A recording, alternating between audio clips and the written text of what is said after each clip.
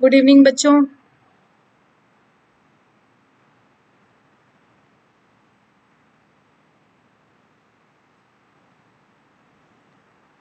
आज की अपनी क्लास वहीं से शुरू कर रही हूँ जहाँ से कल न्यू एग्रीकल्चरल पॉलिसी 2000 जहाँ पर ख़त्म की थी।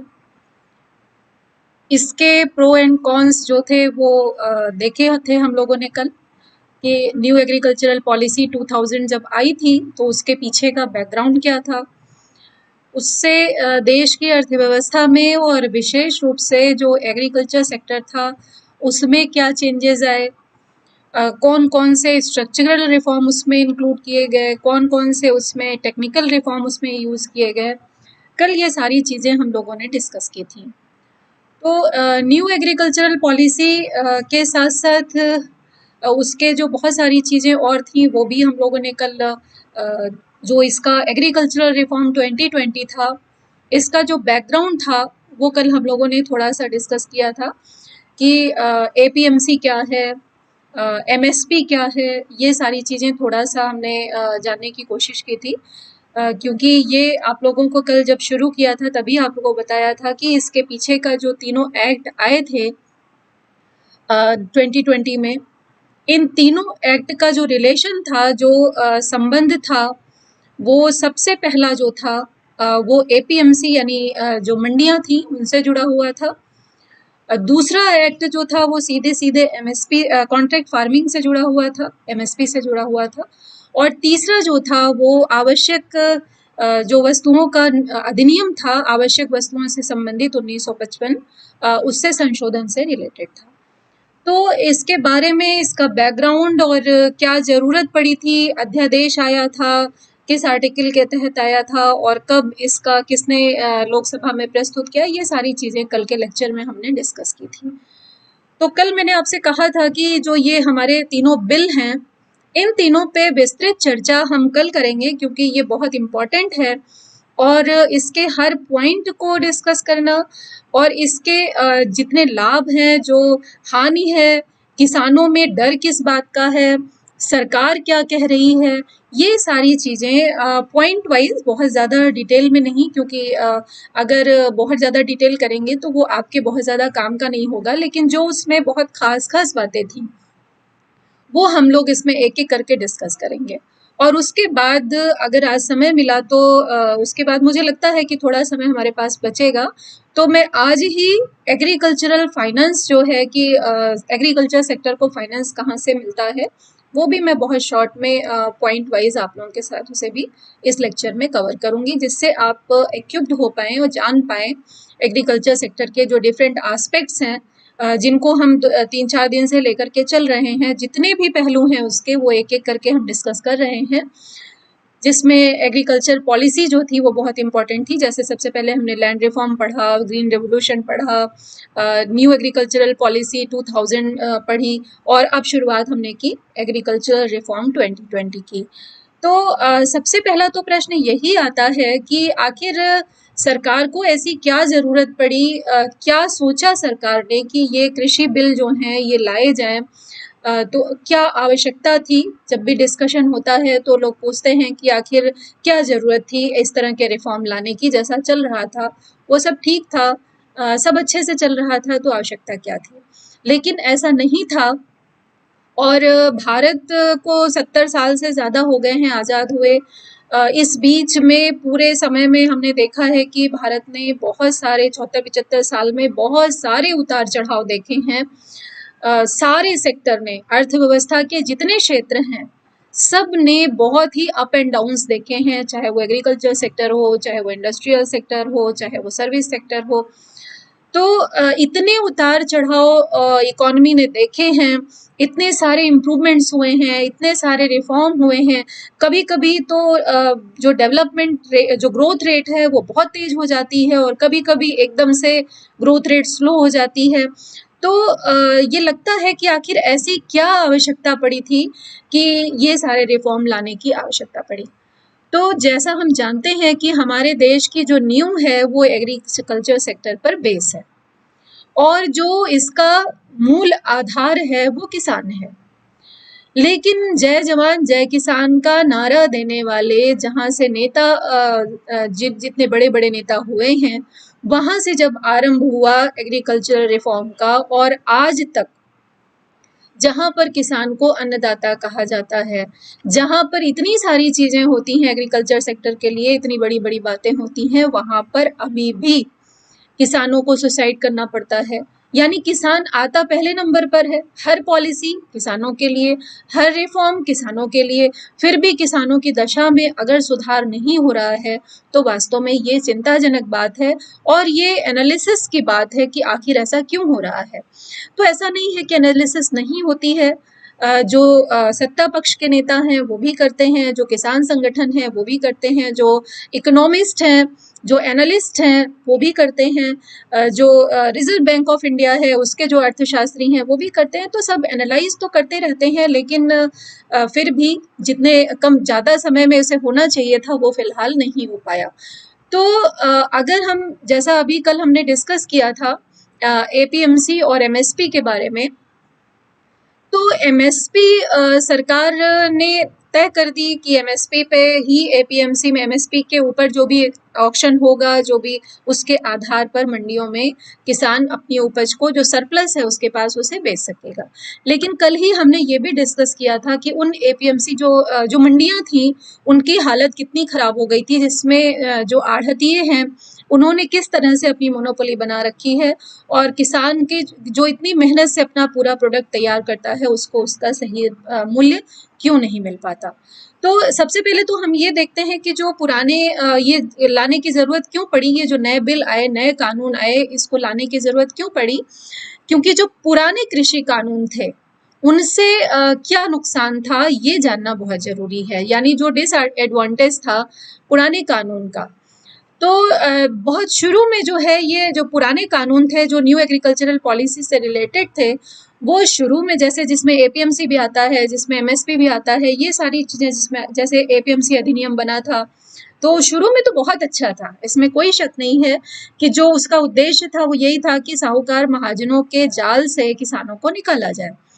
तो आरंभ में तो ये फायदेमंद था, लेकिन समय के साथ साथ जैसे जैसे भ्रष्टाचार बढ़ा, मुनाफाखोरी बढ़ी, तो इन एपीएमसी में भी, मंडियों में भी किसानों का जो शोषण है, जो उनका एक्सप्लॉयटेशन है, इकोनॉमिक एक्सप्लॉयटेशन, वो इतना ज़्यादा हो गया कि इससे ये निकल करके आया कि जो छोटे किसान हैं, बहुत जो छोटे किसान हैं जिनके पास थोड़ा सा भी ज़्यादा अनाज होता है, वो कहीं बहुत और कहीं बाहर जाकर उसे बेच ही नहीं सकते। एपीएमसी मंडी में ही उसे अपने अपने नगर, अपने शहर या अपने ज़िले में ही उसे बेच सकते हैं, तो दूसरी जगह वो नहीं बेच सकते, ये एक बड़ी समस्या थी। तो जब ये बिल आया एग्रीकल्चर रिफॉर्म बिल, अभी मैं इसको आगे भी डिस्कस करूंगी, कि ये जब आया तो ये कहा गया कि किसान को सुविधा दी जाएगी कि वो अपना अनाज कहीं भी बेच सके। आपको एक चीज मैं यहीं पर क्लियर कर देना चाहती हूँ कि ये एपीएमसी में एपीएमसी से बाहर जाने की बात जो की गई है उसमें कितनी सच्चाई है इसको हम आगे डिस्कस करेंगे। तो लेकिन जो एपीएमसी में दलालों का बोलबाला हो गया था, जो मीडिएटर्स थे, जो बिचौलिए थे, उनका बोलबाला इतना ज़्यादा था जिससे वो क्या करते कि जो ऑक्शन या बिडिंग की जो प्रोसेस होती थी उससे पहले ही अपनी वो जो कार्टेल बना लेते थे कि वो कम से कम कीमत पर किसानों को अनाज ले करके उनसे ले लें, और उसके बाद उनको ज़्यादा से ज़्यादा मुनाफे पर वो होलसेलर्स को या रिटेलर्स को, जिनको भी वो सेल करना चाहें, उनको सेल कर दें। तो नतीजा क्या हुआ कि जो फायदा हुआ वो किसको मिला, मिडिलमैन को मिला, जो दलाल थे मंडियों में उनको मिला, लेकिन किसानों की आय जो थी वो लगातार घटती रही। और जब ये विजन आया कि किसानों की आय जो है 2022 तक दुगनी करनी है, तो जब उसके पीछे का बैकग्राउंड तलाशा गया कि भाई कैसे की जाए, आय को दुगना कैसे किया जाए, तो उसमें जो पहला सलूशन समझ में आया वो यही आया कि सबसे पहले तो जरूरी ये है कि किसान को एमएसपी तो मिले, लेकिन इन दलालों से, जो बिचौलिए हैं, जो मीडिएटर्स हैं, इनसे हर हालत में किसानों को मुक्ति की आवश्यकता है। और जब तक ये वहां से मुक्त नहीं हो पाते हैं तब तक इनका जो आय दुगना करने का जो टारगेट है वो किसी भी हालत में पूरा नहीं हो सकता। तो ये एपीएमसी से मुक्ति तो एक कारण था ही, इसका जो बैकग्राउंड था वो था ही। सबसे दूसरी बात जो थी वो एमएसपी में भी बहुत समस्या थी। जो मिनिमम सपोर्ट प्राइस था उसमें भी बहुत समस्याएं आने लगी थी, क्योंकि एफसीआई जो है, फूड कॉरपोरेशन ऑफ इंडिया जो है, उसमें भी बहुत करप्शन हो गया था, जिसकी वजह से किसान को एमएसपी पर अपना अनाज बेचने के लिए ऐसी प्रोसेस से पूरा गुजरना पड़ता था कि वो फिर हर हालत में परेशान होकर के उसको छोड़ देता था। और इतना लंबा प्रोसेस लगाते थे एफसीआई वाले कि जिससे या तो किसान छोड़ दे अपना इसको बेचना, और या फिर वो जो अनाज है, क्योंकि इतनी लंबी प्रोसेस अगर होगी तो किसान के पास किसी तरह का स्टोरेज तो था नहीं, तो ऐसी सिचुएशन में फिर किसान का अनाज खराब हो जाएगा अगर लंबा समय लगेगा।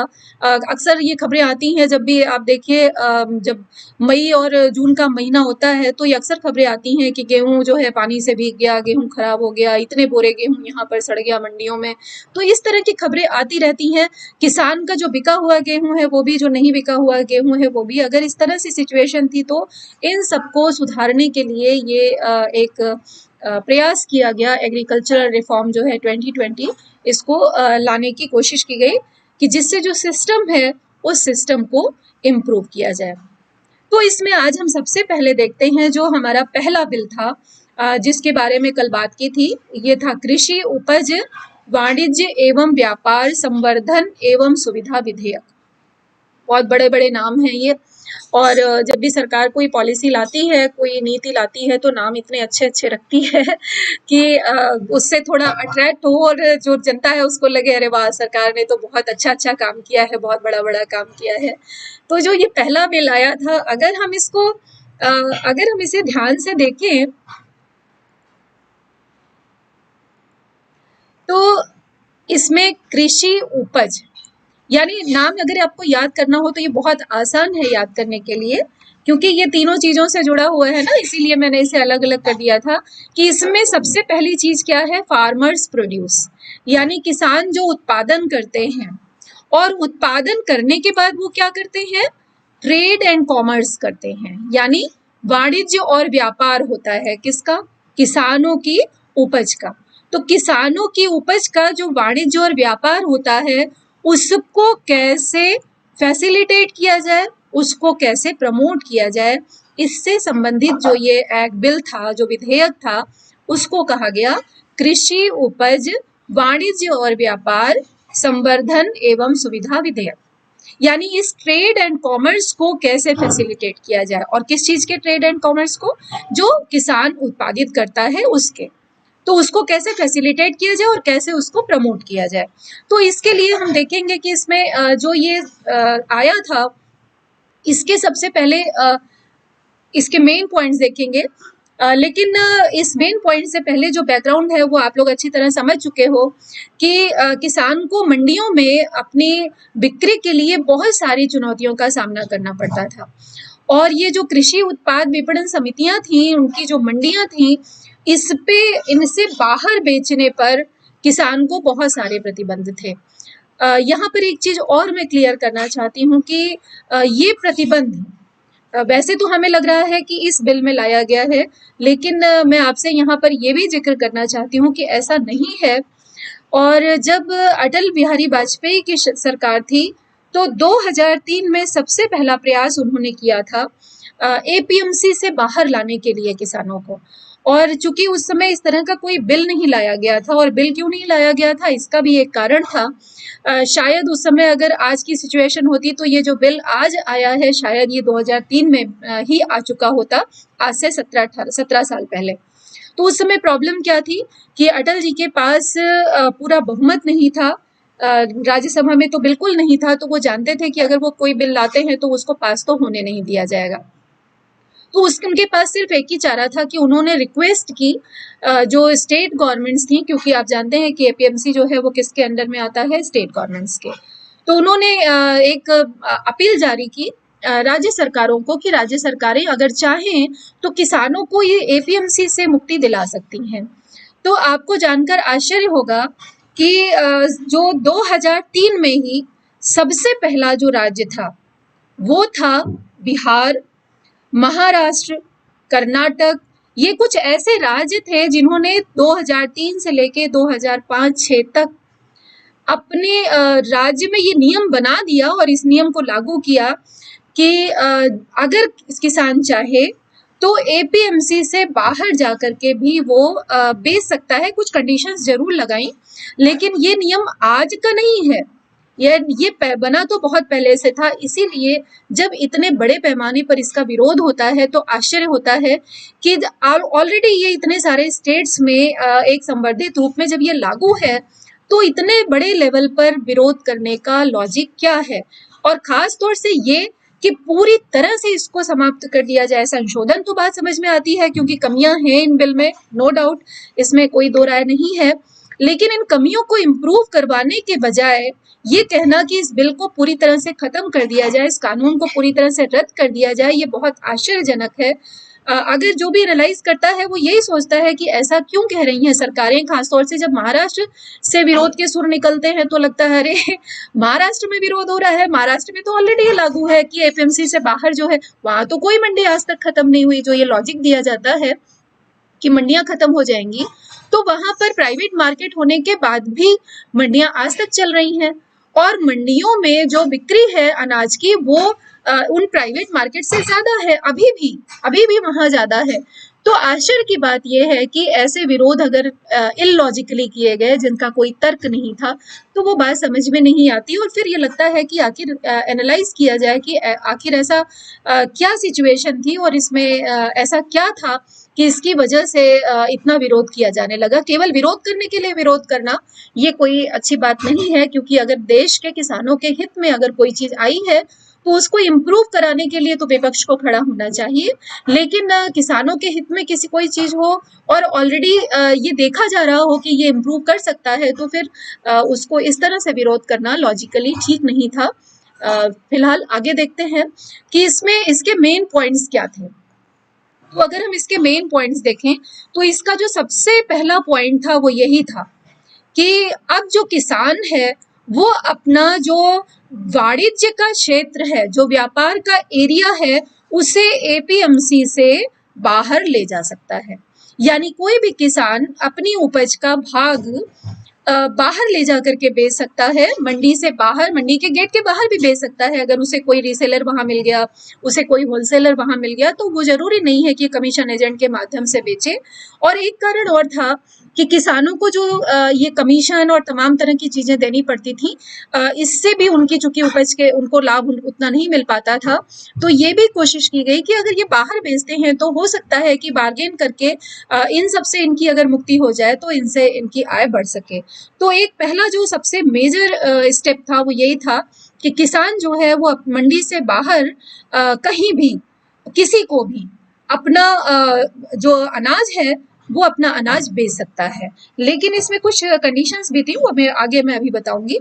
दूसरा जो इसका इम्पोर्टेंट पार्ट था कि कहीं और कभी भी का मतलब क्या हुआ, तो इसका मतलब हुआ कि वो उसे इंट्रा स्टेट भी बेच सकता है और इंटर स्टेट भी बेच सकता है।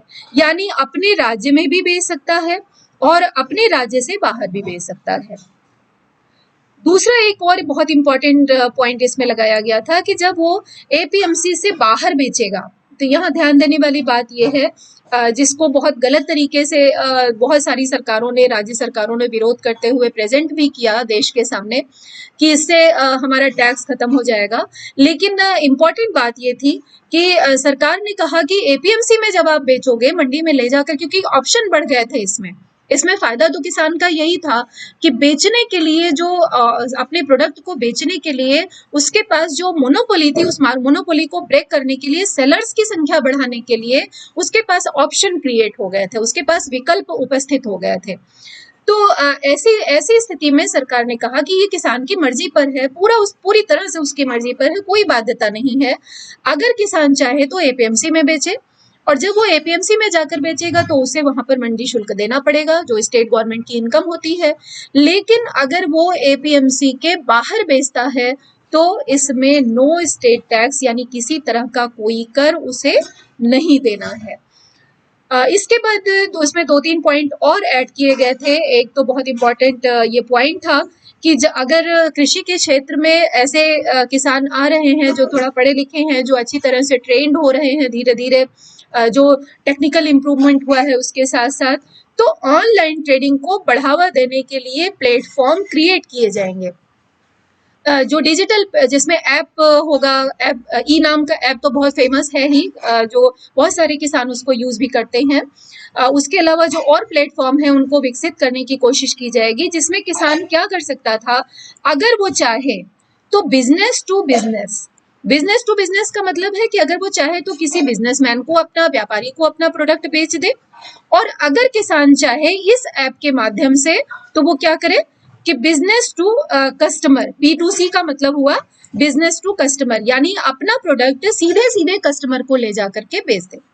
अब बिजनेस टू बिजनेस का मतलब ये था कि अगर किसान ई प्लेटफॉर्म पे जुड़ता है, ऑनलाइन ट्रेडिंग करता है, तो जो बड़े बड़े स्टोर हैं वो उससे सीधे कांटेक्ट करके उससे खरीद सकते हैं, और या फिर जो कस्टमर है अगर वो इन ऐप्स को डाउनलोड करके उन किसानों से रिटेल में भी अगर प्रोडक्ट खरीदना चाहता है तो वो उसे ऑनलाइन ट्रेडिंग के माध्यम से खरीद सकता है। और प्राइस जो किसान तय करेगा निश्चित रूप से, अगर उसे बेचना है अपना प्रोडक्ट और कंज्यूमर को खरीदना है, तो दोनों को फायदा होना था इसमें। इसलिए ये एक सुविधा का एक इसमें पॉइंट रखा गया कि किसान जो है वो ऑनलाइन ट्रेडिंग कर सकता है, और उसके लिए जो प्लेटफॉर्म है वो सरकार अच्छी तरह से उसको डेवलप करने का काम करेगी।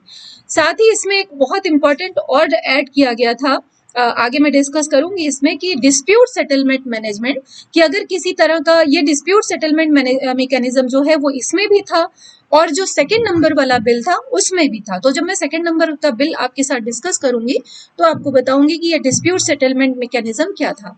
तो ये नया एक चीज इसमें ऐड की गई थी कि अगर किसी तरह का कोई डिस्प्यूट होता है, अभी तक तो यही था कि किसान की कोई सुनने वाला नहीं था, कहीं कोई प्रॉब्लम होती थी तो उसमें किसी का कोई दखल नहीं होता था, और कमीशन एजेंट जो था उसको पूरा राइट होता था कि वो अपने हिसाब से उन चीजों को, हालांकि यहाँ ये एक बात और मैं कहना चाहती हूँ, हर प्रदेश में पीसीएस के जो एग्जाम होते हैं, आप लोगों के लिए तो बहुत इंपॉर्टेंट बात है ये, उसके थ्रू जो एग्रीकल्चरल मार्केटिंग है, पीसीएस से बच्चे जो सेलेक्ट होते हैं उनको जब कृषि विपणन या कृषि बाजार या मंडियों के साथ मंडी समिति में उनको लगाया जाता है तो उनका काम होता है निरीक्षण करना। और मुझे कहने में कोई हिचक नहीं है कि ये जो गवर्नमेंट की तरफ से नियुक्त लोग होते थे, जो अधिकारी रैंक होती थी, ये भी करप्शन में इतने डूब गए थे कि जिसकी वजह से जो बिचौलिए थे उनका इतना मनमाना रोल इतना डेवलप हो गया था। अगर ये जो चेक था गवर्नमेंट की तरफ से, अगर अधिकारी सजग हो तो निश्चित रूप से, और आप लोग तो कल के अधिकारी बनोगे, तो उम्मीद तो यही है कि आप एक अच्छे और ईमानदार अधिकारी बनोगे जिससे देश की दुर्दशा जो है वो इम्प्रूव हो सके। देखते हैं आगे। लेकिन जो स्थितियां खराब हुई वो इसी वजह से हुई क्योंकि चेक मैनेजमेंट तो हर जगह है, लेकिन चेक मैनेजमेंट, चेक करने वाले जो हैं जब वो करप्शन में डूब जाते हैं और वो सुविधा शुल्क लेने लगते हैं और वो एक जो गलत चीजें हैं उनको बढ़ावा देते हैं बिना ये सोचे कि इसका परिणाम क्या होगा, सिर्फ अपना फायदा देखना अगर जब जो अधिकारी है वो शुरू कर देता है तो उसका फिर जो नतीजा होता है वो वही होता है जो एग्रीकल्चर सेक्टर का फिलहाल इस समय हो रहा था।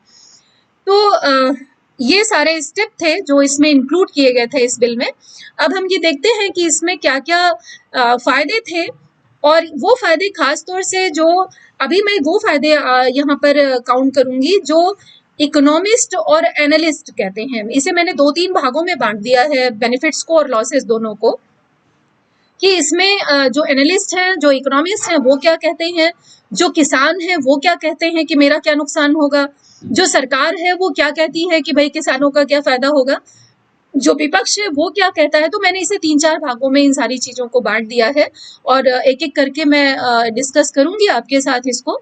अगर आप चाहें तो पॉइंट्स इनके नोट कर लेंगे, आपको बहुत फायदा होगा इसे एनालाइज करने में। तो पहला जो बेनिफिट था, एनालिस्ट कहते हैं कि एक तो सबसे बड़ी बात यह है कि इसमें एक नए तरह का इकोसिस्टम डेवलप हो जाएगा। एक नया इकोसिस्टम, पारिस्थितिक तंत्र या इकोसिस्टम वो होता है जहां पर सब एक दूसरे पर डिपेंडेंट होते हैं और एक लेयर होती है हर चीज की, सबसे नीचे बेस लेयर, फिर उसके ऊपर दूसरा लेयर जिसमें सब एक दूसरे से जुड़े हुए होते हैं और एक दूसरे पर निर्भर होते हैं। तो एक नया इकोसिस्टम डेवलप होगा, ऐसा सरकार का मानना, ऐसा एनालिस्ट का मानना था कि अगर बिचौलियों की लेयर बीच से हट जाती है, एपीएमसी या हट नहीं भी जाती है, तो कम से कम किसान के पास जो एरो का एक ही ऑप्शन था बेचने के लिए, अब उसके पास एरो, बहुत सारी एरोज हो जाएंगी, और वो अगर सेल करने के लिए अपना प्रोडक्ट निकलता है तो वो केवल एक जगह पर ना जाकर के उसके पास डिफरेंट डिफरेंट सोर्सेज या डिफरेंट डिफरेंट प्लेसेस होंगे जहां पर वो जाके अपना प्रोडक्ट सेल कर सकता है। यानी अगर किसी दूसरे प्रदेश में उसको अगर लाभ ज्यादा मिल रहा है, वहां पर सपोज करिए किसी चीज की कीमत ज्यादा है, बहुत दूर का अगर उसका मान लीजिए कोई बॉर्डर, लोग इसमें आलोचना करते हो, कहते हैं कि इंट्रा स्टेट और इंटर स्टेट कैसे होगा, किसान के पास तो इतना पैसा ही नहीं होता है, वो ट्रांसपोर्ट वहन ही नहीं कर सकता है। लेकिन फिर भी बॉर्डर एरिया में रहने वाले ऐसे बहुत सारे किसान होते हैं जिनको एक एग्जाम्पल अगर छोटा सा दे दूं, पेट्रोल भराने अगर आप जाते हैं तो कभी कभी क्या होता है कि जब आप राजस्थान बॉर्डर पे होते हैं तो वहां पर पेट्रोल की कीमत ज्यादा होती है, जब आप यूपी बॉर्डर में आते हैं तो पेट्रोल की कीमत ज्यादा कम हो जाती है, या जो भी वाइस वर्सा। तो ऐसी सिचुएशन में बॉर्डर पे रहने वाले को बहुत ज्यादा ट्रांसपोर्टेशन की जरूरत नहीं पड़ती है, ट्रांसपोर्टेशन कॉस्ट बहुत ज्यादा इंक्लूड नहीं होती है। लेकिन अगर उससे ये छूट मिल जाती है कि वो अगर चाहे तो दूसरे स्टेट में जाके बेच सकता है, दूसरे स्टेट की मंडी में, दूसरे स्टेट के किसी व्यक्ति को। लेकिन व्यक्ति के साथ भी अभी आगे मैं आपको बताती हूँ कि इसमें क्या कंडीशन लगाई गई थी।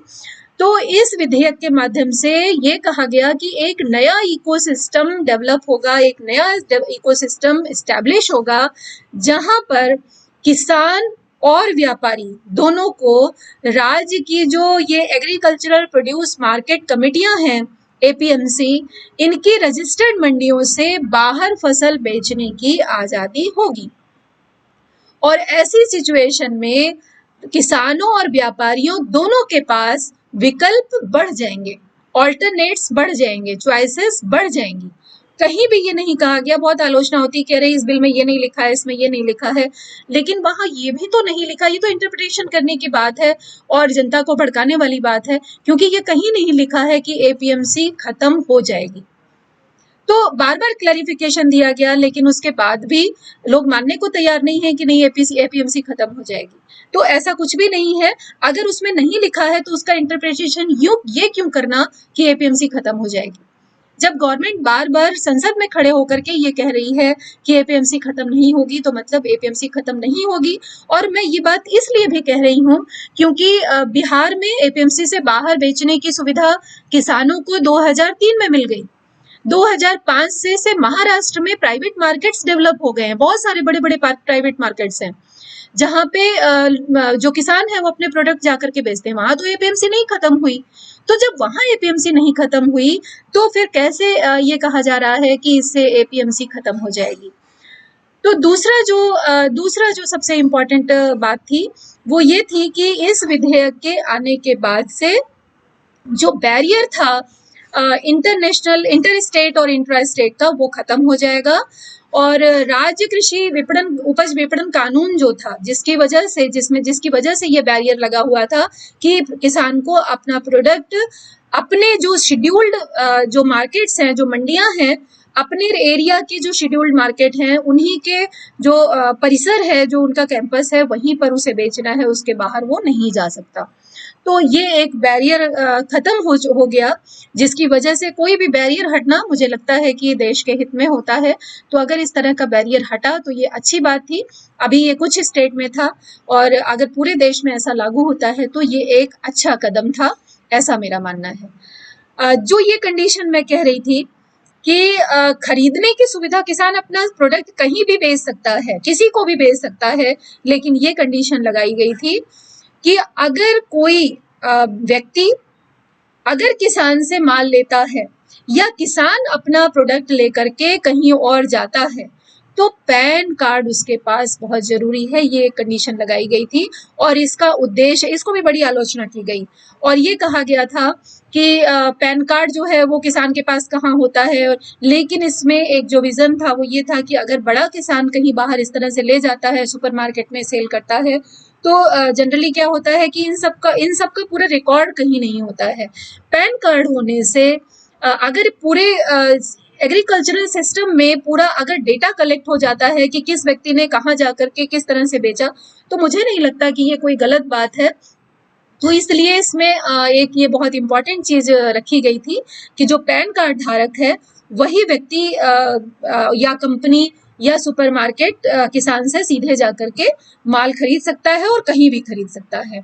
और साथ में एक लाइन मैंने इसीलिए इसमें जोड़ दी है कि फिर भी ये कहा गया कि ये होने के बाद भी एपीएमसी जो है, ये गवर्नमेंट ने कहा कि एपीएमसी अवेलेबल रहेगी एक चॉइस के रूप में। ये किसान की चॉइस है कि वो किसी व्यक्ति को बेचे, किसी दूसरे राज्य में जाकर बेचे, अपने पड़ोसी को बेचे, या उसके यहाँ जो छोटा व्यापारी आता है उसको जाकर बेचे, सुपरमार्केट में जाकर बेचे, पूरे छूट है किसान को, और चाहे तो वो मंडी में भी बेच सकता है।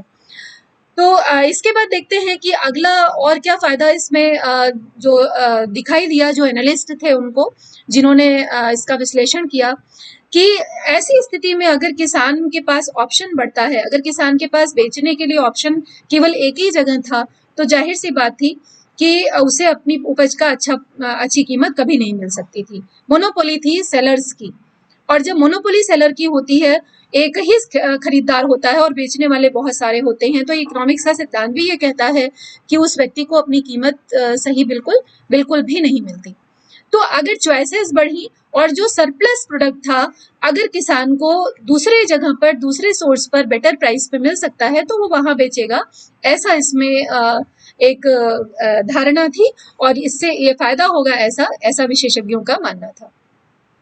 अभी जैसे आपको बताया कि इलेक्ट्रॉनिक ट्रेडिंग का ये एक उसमें रखा गया था प्रस्ताव, जिससे ये कहा गया कि इससे किसानों के पास, जो जागरूक किसान हैं, जिनको थोड़ा जो साक्षर हैं, डिजिटलाइज्ड रूप से अच्छी तरह से जानते हैं उसको, एप्स को यूज करना और टेक्निकल जानकारियां रखते हैं, उनको फायदा होगा अगर इलेक्ट्रॉनिक ट्रेडिंग होगी, क्योंकि उससे उनको बिना कहीं जाए, क्योंकि जब ये आलोचना की जाने लगी कि प्रोडक्ट जो है वो ट्रांसपोर्टेशन कॉस्ट बढ़ जाएगी इंटर स्टेट में, तो ये चीज उसमें ऐड की गई कि भाई इलेक्ट्रॉनिक ट्रेडिंग करेगा, और लॉजिस्टिक डेवलप करने का काम कौन करेगा? सरकार। लॉजिस्टिक मतलब होता है एक सामान को दूसरी जगह पहुंचाने के लिए जो व्यवस्था की जाती है, तो वो कहा गया उसमें सरकार की ओर से कि लॉजिस्टिक डेवलपमेंट जो है वो, जैसे आप अमेजोन से कोई सामान मंगाते हैं तो अमेजोन तो आता नहीं आपके घर देने के लिए, लॉजिस्टिक कंपनियां हैं, और वो लॉजिस्टिक कंपनियां वहां के प्रोडक्ट को ला करके आपके घर तक पहुंचाती हैं। लेकिन ये सब कैसे होता है? इलेक्ट्रॉनिक ट्रेडिंग से होता है।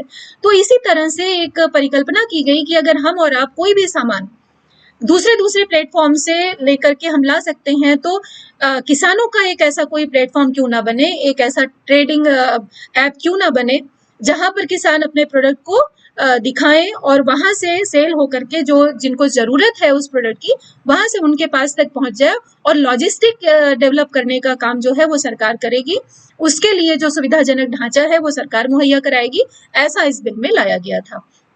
तो मेरे हिसाब से तो ये बहुत अच्छा कदम था, इलेक्ट्रॉनिक ट्रेडिंग वाला जो था ये, खास तौर से। उसके बाद जो अगला एनालिस्ट जो कहते हैं, वो कहते हैं कि किसानों से उनकी उपज की बिक्री पर कोई उपकर और लगान न लगाना, ये बहुत इम्पोर्टेंट था, क्योंकि मंडियों में जब वो जाते थे तो उन्हें तमाम तरह की लेवीज देनी पड़ती थी, तमाम तरह के सेस देने पड़ते थे, तमाम तरह की फीस देनी पड़ती थी। तो ये बहुत अच्छा था कि जिसकी वजह से ये माना गया कि किसान को अपनी उपज का सही मूल्य इस पे मिल पाएगा। और ये भी कहा गया कि भारत में एक देश एक कृषि बाजार, इसका निर्माण प्रशस्त हो पाएगा, क्योंकि पूरे देश में किसान अगर चाहे तो पूरा एक मार्केट, पूरा देश उसके सामने एक मार्केट की तरह होगा। वो अपना प्रोडक्ट, अगर हम कश्मीर का केसर मंगाना चाहें तो यहाँ तक आते आते, क्योंकि मीडिएटर्स इतने ज्यादा होते हैं बीच में, कि वो कितना महंगा बिकता है। अगर हम साउथ से कोई ऐसा प्रोडक्ट मंगाना चाहें जो केवल वहीं पर होता है, तो वो कितना महंगा बिकता है। लेकिन अगर इलेक्ट्रॉनिक ट्रेडिंग अगर होती है और लॉजिस्टिक का जो खर्चा है अगर वो गवर्नमेंट उठा लेती है, तो किसानों के लिए पूरा देश एक मार्केट की तरह डेवलप हो जाता है, और उनका स्कोप बढ़ता है, उनका क्षेत्र विस्तृत होता है। तो ये बहुत अच्छा निर्णय था इस हिसाब से, कि पूरा देश एक कृषि बाजार की तरह डेवलप हो जाएगा, और एक जो परिकल्पना की गई थी कि पूरा देश एक मार्केट की तरह डेवलप हो जाएगा किसानों के सामने, उस परिकल्पना को शुरुआत करने में ये माना गया कि इससे फायदा होगा किसानों को। और ये भी कहा गया कि अगर ई ट्रेडिंग होती है तो उससे जो मार्केटिंग और ट्रांसपोर्टेशन का खर्चा है वो भी घट जाएगा, क्योंकि ये सारे खर्चे जो हैं वो जब वो मंडी में बेचने जाता था तो वहां भी लगते थे, और ये सारे खर्चे जब मार्केटिंग के खर्चे उसमें ऐड हो जाते थे तो किसान को अपनी कीमत का, अपनी प्रोडक्ट का उचित मूल्य नहीं मिलता था। तो इसके अलावा एक चीज और मैं बताना चाहती हूँ, इसमें मैंने ऐड नहीं किया है लेकिन मैं आपसे डिस्कस कर सकती हूँ कि जो सरकारी, ये सारे जो अभी पॉइंट्स आपसे डिस्कस किए हैं, ये सारे के सारे वो पॉइंट हैं जो विशेषज्ञों ने इसके फायदे को देखते हुए गिनाए थे। इसके नुकसान भी गिनाए और इसके फायदे भी गिनाए। तो जो फायदे गिनाए उसमें ये सारे पॉइंट्स उन्होंने गिनाए, लेकिन जो सरकार थी, सरकार के जो दावे थे उसको अगर मैं शॉर्ट में बोलूं तो वो वही थे जो उन्होंने स्टेप्स लिए थे, या जो विशेषज्ञों ने अभी कहे हैं कि इस कानून के लागू हो जाने के बाद किसानों के लिए एक बहुत आसान और फ्री एटमॉस्फेयर, एक जिसको उन्होंने नया इकोसिस्टम का नाम दिया, कि एक फ्री एटमॉस्फेयर डेवलप हो जाएगा जिसमें वो अपनी सुविधा के हिसाब से जो एग्रीकल्चरल प्रोडक्ट है उसको खरीद सकते हैं और बेच सकते हैं। उसको पूरी आजादी होगी किसानों को अपने प्रोडक्ट को खरीदने, जो व्यापारी है उसको खरीदने की, और किसानों को अपना प्रोडक्ट बेचने की, जिसकी वजह से पूरा देश जो है वो एक मार्केट की तरह काम करेगा। यही सारे पॉइंट्स उसमें थे जो सरकार ने उसके लाभ में गिनाए थे।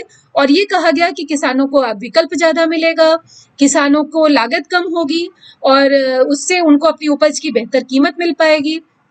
और जो अगली बात वो थी कि जो मंडी में बेचने वाली जो शर्त थी उसे हटा लिया गया है। उस पर किसी तरह का कोई, अगर मंडी से बाहर कोई व्यक्ति अपना जो प्रोडक्ट है उसे सेल करता है, इवन गेट पर मंडी के भी अगर सेल करता है तो उस पर किसी तरह का कोई शुल्क नहीं लगेगा।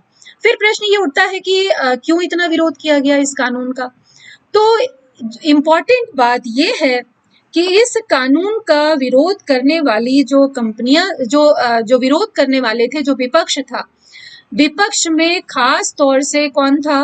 एक तो जो राज्य सरकारें थी, बड़ा हास्यास्पद इनका, जो ऐसी सरकारें जो ऑलरेडी अपने यहाँ लागू किए हुए थी इनको, लेकिन इसमें सबसे ज्यादा विरोध जो किया था वो पंजाब और हरियाणा सरकार का था। पंजाब सरकार में तो आपको पता है कि कितना विरोध पंजाब और हरियाणा के किसानों ने इसका किया था नहीं बल्कि किया है। तो उसमें तीन जगहें ज्यादा इम्पोर्टेंट गिनाई जाती हैं कि उसमें पंजाब, हरियाणा और वेस्टर्न यूपी, ये 3 जगहों के किसान जो हैं वो सबसे ज्यादा विरोध कर रहे हैं। इतना विरोध साउथ में नहीं है, मध्य प्रदेश, महाराष्ट्र में तो है, लेकिन महाराष्ट्र में किसान ज्यादा विरोध नहीं कर रहे हैं बल्कि विपक्षी पार्टियां ज्यादा विरोध कर रही हैं। तो ये थोड़ा सा आश्चर्यजनक था। और राज्य सरकारों का कहना था इसके विरोध में, विपक्ष के रूप में, कि इससे सरकार जो है, जो राज्य सरकारें हैं उनको किस चीज का नुकसान होगा? राजस्व का। उनको जो राजस्व मिलता है मंडी शुल्क के रूप में, तो मंडी फीस नहीं वसूली जा सकेगी और राज्य सरकारों की इनकम कम हो जाएगी। पंजाब को आपको शायद पता नहीं होगा, पंजाब सरकार का 10% जो इनका टोटल इनकम है उसका 10% जो है वो मंडी शुल्क से आता है। बहुत बड़ी मात्रा है, ये बहुत बड़ा परसेंटेज है। तो ये बहुत उनके लिए बहुत शॉकिंग था एक तरह से कि अगर राजस्व अगर इस तरह से खत्म हो गया तो उनके आय पर इसका असर पड़ेगा और उससे राज्यों के डेवलपमेंट पर उसका प्रभाव पड़ेगा। दूसरी बात जो विपक्ष आलोचना करता है वो ये है कि जो कमीशन एजेंट हैं, राज्य सरकारें कहती हैं कि कमीशन एजेंट बहुत बड़ी संख्या में है, महाराष्ट्र उसमें, पंजाब में भी है, हरियाणा में भी है, यूपी में भी है। तो अगर इतने सारे कमीशन एजेंट, अगर सारे किसान जब बाहर बेचने लगेंगे तो जो कमीशन एजेंट है इनकी तो नौकरी चली जाएगी और फिर क्या होगा? इतनी बड़ी संख्या में हमारे यहाँ बेरोजगारों की फौज खड़ी हो जाएगी। लेकिन ये कितना इलॉजिकल लॉजिक है कि राज्य सरकारें किसानों से ज्यादा प्रीफर कर रही हैं कमीशन एजेंटों के रोजगार को, लेकिन किसान को अपनी उपज का अच्छा मूल्य मिले, उसके लिए ये लॉजिक फिलहाल समझ में नहीं आता। राजस्व घटेगा वो तो ठीक है, वो लॉजिक बिल्कुल सही है, लेकिन कमीशन एजेंटों का फायदा हो और किसान का नुकसान हो, ये बात बिल्कुल समझ में नहीं आई। और दूसरी बात, एक राज्य सरकारें एक लॉजिक ये भी देती हैं कि अगर एपीएमसी मंडियों से बाहर, अगर किसान बाहर जाकर के अपना प्रोडक्ट लगातार सेल करता है तो ऐसी सिचुएशन में धीरे धीरे एमएसपी खत्म हो जाएगी, क्योंकि बाहर जब वो बेचेगा तो एमएसपी का कोई मतलब नहीं है। और यही डर जो है वो किसानों को भी है। अभी आगे मैं आपको ये भी डिस्कस करूंगी क्योंकि धीरे धीरे क्या होगा, एमएसपी खत्म हो जाएगी, क्योंकि बाहर जब उसको सेल करेगा या खरीद बिक्री होगी तो वहां एमएसपी नहीं काम करेगी, वहां तो बार्गेनिंग होगी। जो खरीदने वाले हैं वो बोली लगाएंगे और जितने भी किसान को जो ठीक लगेगा वो वहां पर दे देगा, तो वहां पर एमएसपी का तो कोई प्रावधान ही नहीं होगा। तो एमएसपी जो है वो उसके जरिए जो खरीद फरोख्त है वो धीरे धीरे बंद हो जाएगी, ऐसा राज्य सरकारों का एक डर था ये इसमें। दूसरी बात ये थी, एक बात और लॉजिक कहा जाता है कि अगर मंडियों में व्यापार बंद हो गया तो मंडी ढांचे की तरह जो ई नाम बना हुआ था, ई नाम एक जो इलेक्ट्रॉनिक व्यापार प्रणाली थी, जो इलेक्ट्रॉनिक ट्रेडिंग सिस्टम था जो सरकारें चलाती थी, वो तो बिल्कुल बंद हो जाएगा, ऐसा राज्य सरकारों का कहना था, ऐसा विपक्ष का कहना था। और किसानों को क्या डर था जिसकी वजह से इतना आंदोलन किया जा रहा है? वास्तव में किसानों को, मुझे भी ऐसा लगता है कि किसानों को विपक्ष ने, वो एक तो ये फेल्योर है गवर्नमेंट का कि वो अपनी बात को किसानों तक सही तरीके से नहीं पहुंचाई, नंबर एक। और नंबर दो बात ये थी कि विपक्ष ने किसानों को या किसान आंदोलनों के अगुआ लोग जो हैं उन्होंने किसानों को उतना ही बताया जितना उनके आंदोलन के लिए ठीक था। उसके जो एक्चुअल फैक्ट्स हैं वो किसानों को एक्चुअली बताया ही नहीं गया, उतना ही दिखाया गया जितना उनके आंदोलन के लिए लाभकारी था। ये बहुत बड़ी समस्या भी थी, मुझे ऐसा लगता है। तो इसीलिए किसानों को ये डर था कि अगर हमारी खरीद मंडियों में नहीं होगी, जब मंडियां बंद हो जाएंगी, उनको तो यही समझाया गया राज्य सरकारों के द्वारा कि मंडियां बंद हो जाएंगी, तो ये लगा कि अगर मंडियां बंद हो जाएंगी तो सरकार का इस रेगुलेशन से कोई मतलब नहीं होगा कि उसको एमएसपी पर जो प्रोडक्ट है वो मिले।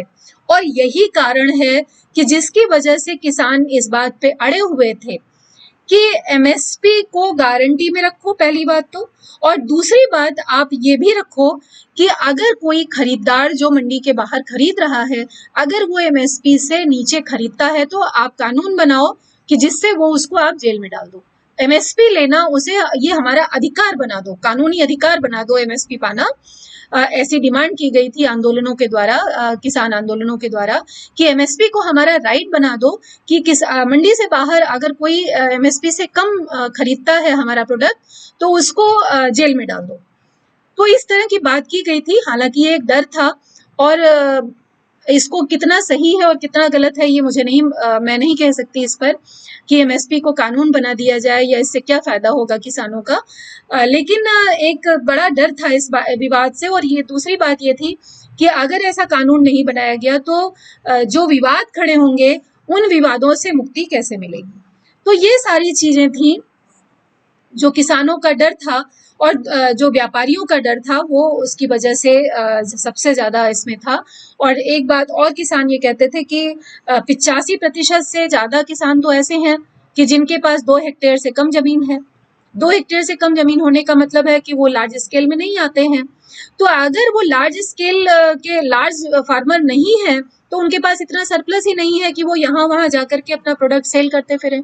आप एक तरफ कहते हैं कि ये छोटे किसानों के लिए है, मध्यम किसानों के लिए है, और इतना सरप्लस इन किसानों के पास अगर नहीं है तो ये किसान इन सारी चीजों का फायदा कैसे उठाएंगे। तो ये बात भी इसमें कही गई थी, जो आलोचना करते थे इस बात के लिए। और सबसे ज्यादा यही था कि मंडियां खत्म हो जाएंगी। तो मंडियां खत्म होने के लिए ही जो डर था, उसके लिए तमाम सारे प्रस्ताव आंदोलनों के माध्यम से आए थे। और दूसरी बात ये थी कि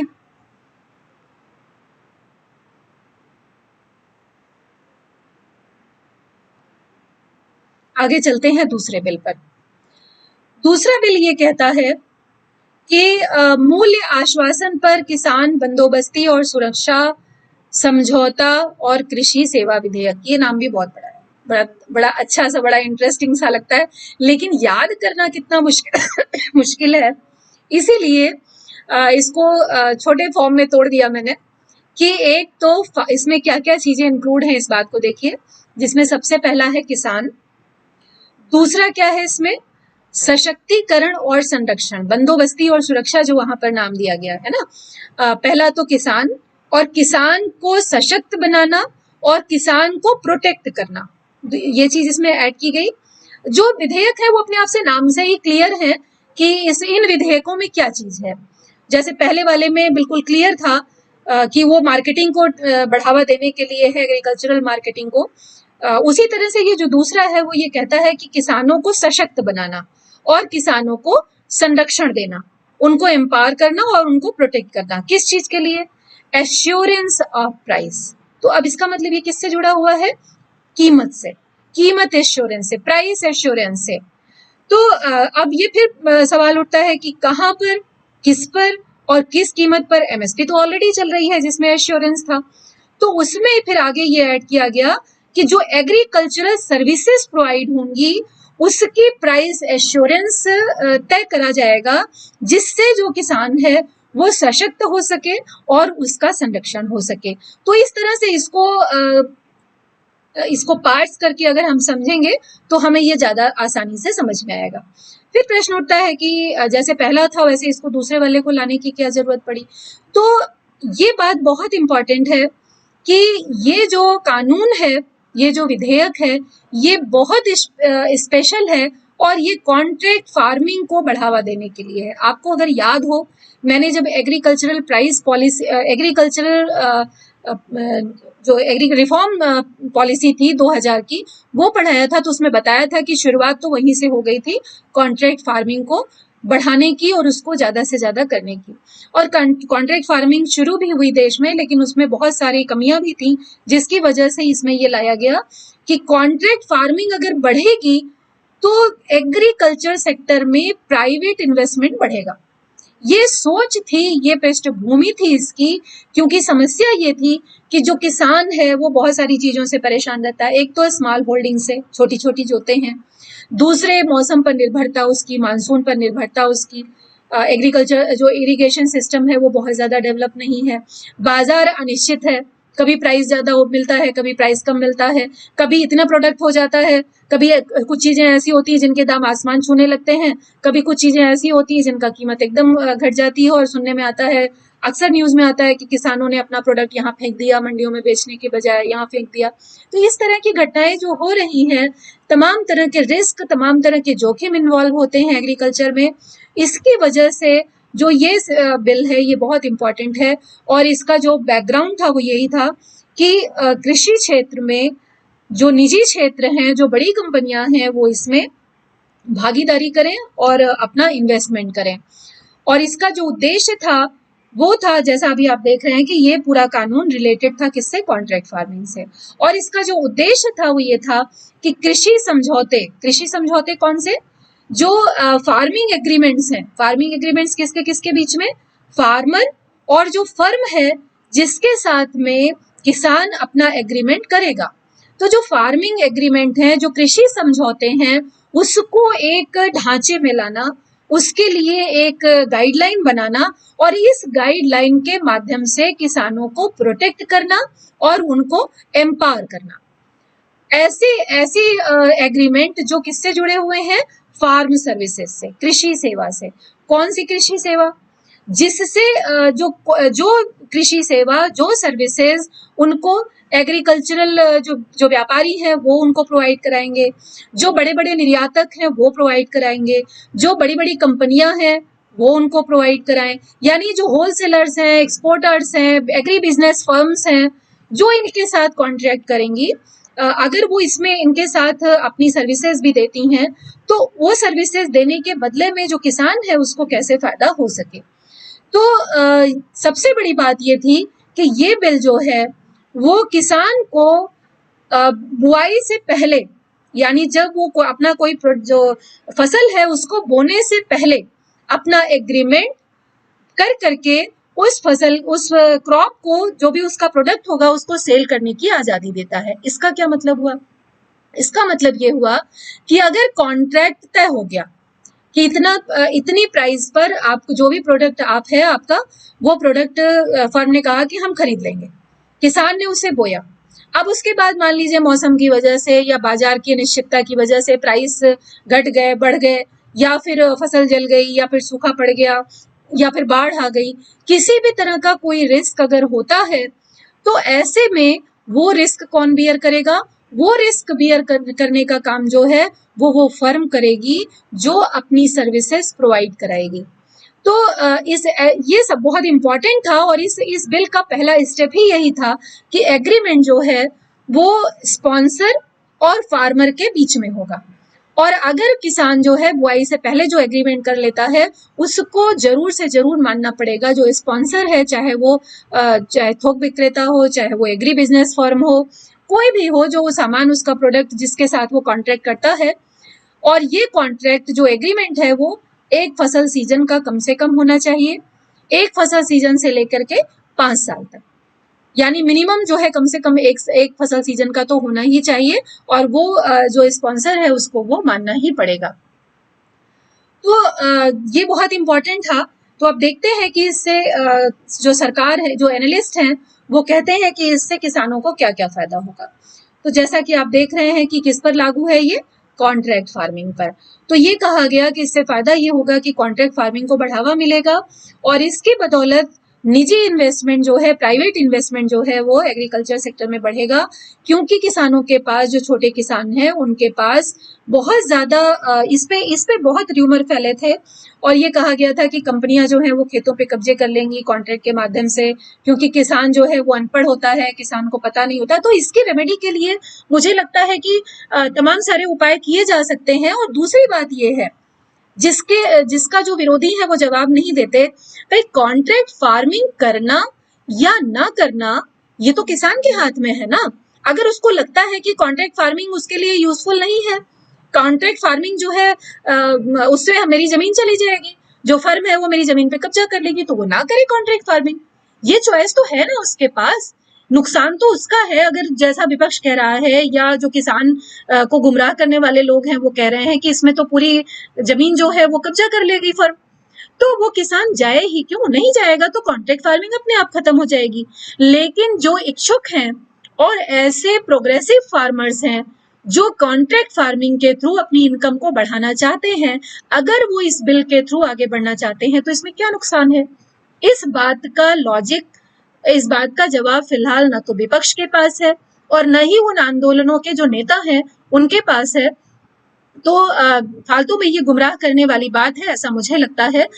दूसरी बात ये है कि बिना किसी दूसरा फायदा ये है कि किसान जो है वो किससे जुड़ेगा? बड़े व्यापारियों और निर्यातकों से। अगर किसान बड़े व्यापारी और निर्यातक से जुड़ता है तो ऐसी सिचुएशन में क्या होगा कि वो जो निर्यातक के साथ एग्रीमेंट होगा उससे जब वो जुड़ जाएगा तो उसको सर्विसेज मिल जाएंगी, जो सर्विसेज वो खुद नहीं। इन सर्विसेज में क्या आता है, मान लीजिए जैसे किसान को लोन की जरूरत है तो ये जो स्पॉन्सर है वो लोन प्रोवाइड करा दे रहा है। मान लो खाद नहीं मिल रही है तो ये जो स्पॉन्सर है ये खाद प्रोवाइड करा देगा। प्राइस उसका जरूर लेगा किसान से, लेकिन उसको कम से कम किसान को जो सुविधा है, जो सेवा है, जो इनपुट्स हैं, वो इनपुट्स तो कम से कम उसको तरीके से मिल सकेंगे, जहां पर जब उसे नहीं मिलता है और वो ढूंढता रहता है। तो कॉन्ट्रैक्ट फार्मिंग अगर होगी तो एक तरह से ये स्पॉन्सर की जिम्मेदारी होगी, क्योंकि स्पॉन्सर जानता है कि एग्रीमेंट हो चुका है बुआई से पहले ही। और अगर किसान का प्रोडक्ट अच्छा नहीं होता है तो नुकसान किसका होगा? स्पॉन्सर का होगा। तो ऐसी सिचुएशन में जो किसान है वो बड़े व्यापारी और निर्यातकों से जुड़ेगा और उनसे अपनी सर्विसेज अच्छी तरह से ले सकता होगा। तीसरी बात यह है कि किसान जो है वो मार्केटिंग से सीधे सीधे जुड़ जाएगा, क्योंकि सेलर और किसान के बीच में फिर और कोई नहीं होगा, स्पॉन्सर होगा। और जो स्पॉन्सर ही सेलर के रूप में आता है, तो स्पॉन्सर होगा और फार्मर होगा, इन दोनों के बीच में फिलहाल कोई नहीं होगा। इसके बाद अगला लाभ क्या होगा कि जो रिस्क है खेती का, जिसमें फसल नष्ट होने पे बहुत समस्याएं होती थी, वो रिस्क घट जाएगा। दूसरी बात जो अभी कही कि अगर स्पॉन्सर अपनी जो फार्म सर्विसेज हैं वो प्रोवाइड कराता है तो इससे किसानों को आधुनिक तकनीक और जो बहुत अच्छे इनपुट्स हैं वो मिल सकेंगे, क्योंकि अच्छा प्रोडक्ट होना ये किसको फायदा देगा? ये किसान को तो फायदा देगा क्योंकि प्राइस तय हो चुका है, लेकिन ये चूंकि स्पॉन्सर को भी फायदा देगा, इसलिए स्पॉन्सर उसमें इंटरेस्ट लेगा और अच्छे इनपुट्स और अच्छी तकनीकें किसानों को प्रोवाइड करने की कोशिश करेगा। इसीलिए इसका नाम रखा गया फार्म सेवा, कृषि सेवा बिल, ध्यान रखिएगा। तो दूसरी बात इसमें कि प्राइवेट सेक्टर इन्वेस्टमेंट बढ़ेगा, जो आपसे ऑलरेडी मैं डिस्कस कर चुकी हूँ। और ये था कि 5 हेक्टेयर से कम जमीन वाले जो किसान हैं, जिनके पास 5 हेक्टेयर जमीन है, वो तो खुद इन्वेस्टमेंट कर लेते हैं और खुद अपनी मार्केटिंग कर लेते हैं और इधर से उधर वो अपनी ट्रांसपोर्टेशन कॉस्ट भी वहन कर लेते हैं।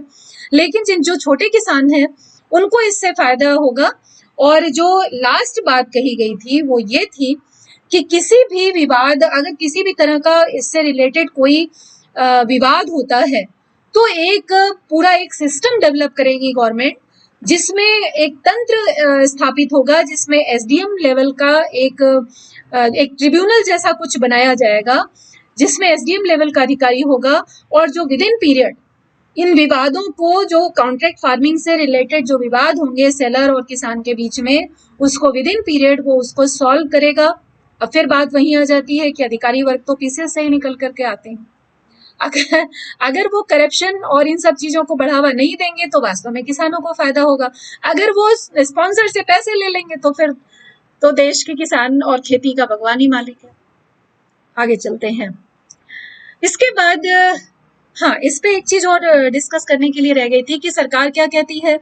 सरकार कहती है कि इस कानून को लाने के बाद से जो सारी चीजें अभी आपसे डिस्कस की थी कि कॉन्ट्रैक्ट फार्मिंग बढ़ेगी, खेती का जोखिम कम होगा, किसान की आय बढ़ेगी, जो समानता के आधार पर किसानों को प्रोसेसर्स, थोक विक्रेता और जो बड़े बड़े होलसेलर्स हैं, जो एग्री फर्म्स हैं, एग्री प्रोडक्ट फर्म्स हैं, वो सारे डायरेक्टली लिंक्ड होंगे और जो मीडिएटर्स हैं उनकी भूमिका खत्म हो जाएगी, जिससे किसान को आधुनिक तकनीक भी मिलेगी, अच्छे इनपुट्स भी मिलेंगे और उसको ज्यादा उसका प्रोडक्टिविटी बढ़ेगी। और जब उसकी प्रोडक्टिविटी अच्छी बढ़ेगी और दाम चूंकि पहले से तय होगा तो दाम न मिलने की समस्या जो है वो खत्म हो जाएगी, ऐसा सरकार का कहना था। किसानों को क्या डर था और विपक्ष क्या कहता था? किसान ये कहते थे कि हम अपने खेत में तो खाली मजदूर हैं, क्या बोना है, कैसे बोना है, किस कीमत पर बोना है, ये सारी चीजें कौन तय करेगा? ये तो स्पॉन्सर तय करेगा। तो हम तो, और यही चीज विपक्ष भी कहता है, जो कृषि विशेषज्ञ हैं 2-4 वो भी यही कहते हैं। एक देवेंद्र शर्मा है जिनका बहुत नाम है कृषि विशेषज्ञ के रूप में, उनका भी यही कहना था कि किसान तो कॉन्ट्रैक्ट फार्मिंग में क्या होगा कि एक मजदूर बन के रह जाएगा। तो मेरा लॉजिक फिर वही है कि किसान मजदूर बनना चाहता है नहीं बनना चाहता, ये तो किसान के अपने हाथ में है ना, नहीं करे कॉन्ट्रैक्ट फार्मिंग अगर उसको लगता है कि वो इतनी नुकसानदेह है। लेकिन बिल रद्द हो जाए, ये बात समझ नहीं आती है। तो ये कहा गया कि इसमें किसान को चूंकि डिसीजन पावर नहीं है किसी तरह की, तो इसमें वो एक मजदूर बन करके रह जाएगा। और ये कहा गया कि ये कॉन्ट्रैक्ट फार्मिंग जो है ये तो वेस्टर्न कंट्रीज का है, तो वेस्टर्न कंट्रीज को अगर इंडिया की खेती में लाएंगे तो इससे नुकसान होगा। जैसे लॉजिक हमेशा दिए जाते हैं कि विदेशी चीजें यहाँ आएंगी तो उससे बहुत नुकसान होगा, लेकिन उससे जो फायदे होते हैं उनको भी देखना चाहिए, उसको मॉडिफाई करना चाहिए। और मॉडिफाई अपने तरीके से अपने देश के हिसाब से अगर किया जाए तो मुझे नहीं लगता है कि उसमें किसी प्रकार का कोई नुकसान जो है वो हो सकता है। दूसरी बात यह है कि इसमें यह भी कहा गया कि जो फर्म है, बड़ी बड़ी फर्में होती हैं, किसान छोटे छोटे होते हैं, तो फर्में क्या करेंगी? एक्सप्लॉइट करेंगी किसान को। और किसान अनपढ़ होता है, उसे कॉन्ट्रैक्ट्स के बारे में जानकारी नहीं होती है, कहीं भी उससे साइन करा लिया जाएगा और न तो वो वकालत जानता है। तो ये सारी समस्याएं किसान के लिए खड़ी हो जाएंगी कि एक तरफ तो आड़तियों को आप खत्म कर रहे हो और दूसरी तरफ एक ऐसा ग्रुप आप तैयार कर रहे हो जो किसानों के शोषण के लिए तैयार हो जाएगा। और ये भी कहा गया कि एक कार्टेल तो आप एपीएमसी से जो बिचौलिए और आड़ती हैं उनका खत्म कर रहे हो और एक कार्टेल दूसरा आप तैयार कर रहे हो, और ये कार्टेल जो है वो किसानों का शोषण करेगा उसी तरह से जैसे वहां पर वो करते थे। तो और विपक्ष भी यही तर्क देता है कि जहां पर बार्गेनिंग की सिचुएशन आएगी प्राइस की, वहां पर हमेशा किसान कमजोर पड़ेगा, क्योंकि पैसा लगाने वाला जो इन्वेस्टर होता है वो उसका हाथ हमेशा ऊपर होता है, वो अपर हैंड होता है। और किसान चूंकि वो सर्विसेज लेने वाला है तो वो जो है वो शर्तें मानने को मजबूर होगा और ऐसी सिचुएशन में वो वीक होगा और जो स्ट्रॉन्ग जो कंडीशंस होंगी वो फर्मों की होंगी, और ये बात काफी हद तक सही है। जहां जहां कॉन्ट्रैक्ट फार्मिंग चल रही है वहां पर ये चीज काफी हद तक देखी जाती है, इसलिए बड़े सारे विवाद भी हुए हैं। तो इसको इम्प्रूव करने की जरूरत है, मुझे लगता है। इसके लिए स्ट्रॉन्ग पनिशमेंट और इस तरह की चीजें भी रखी जा सकती हैं, लेकिन बिल को एकदम से खत्म करना मुझे लगता है कि ये इसका सोल्यूशन नहीं है।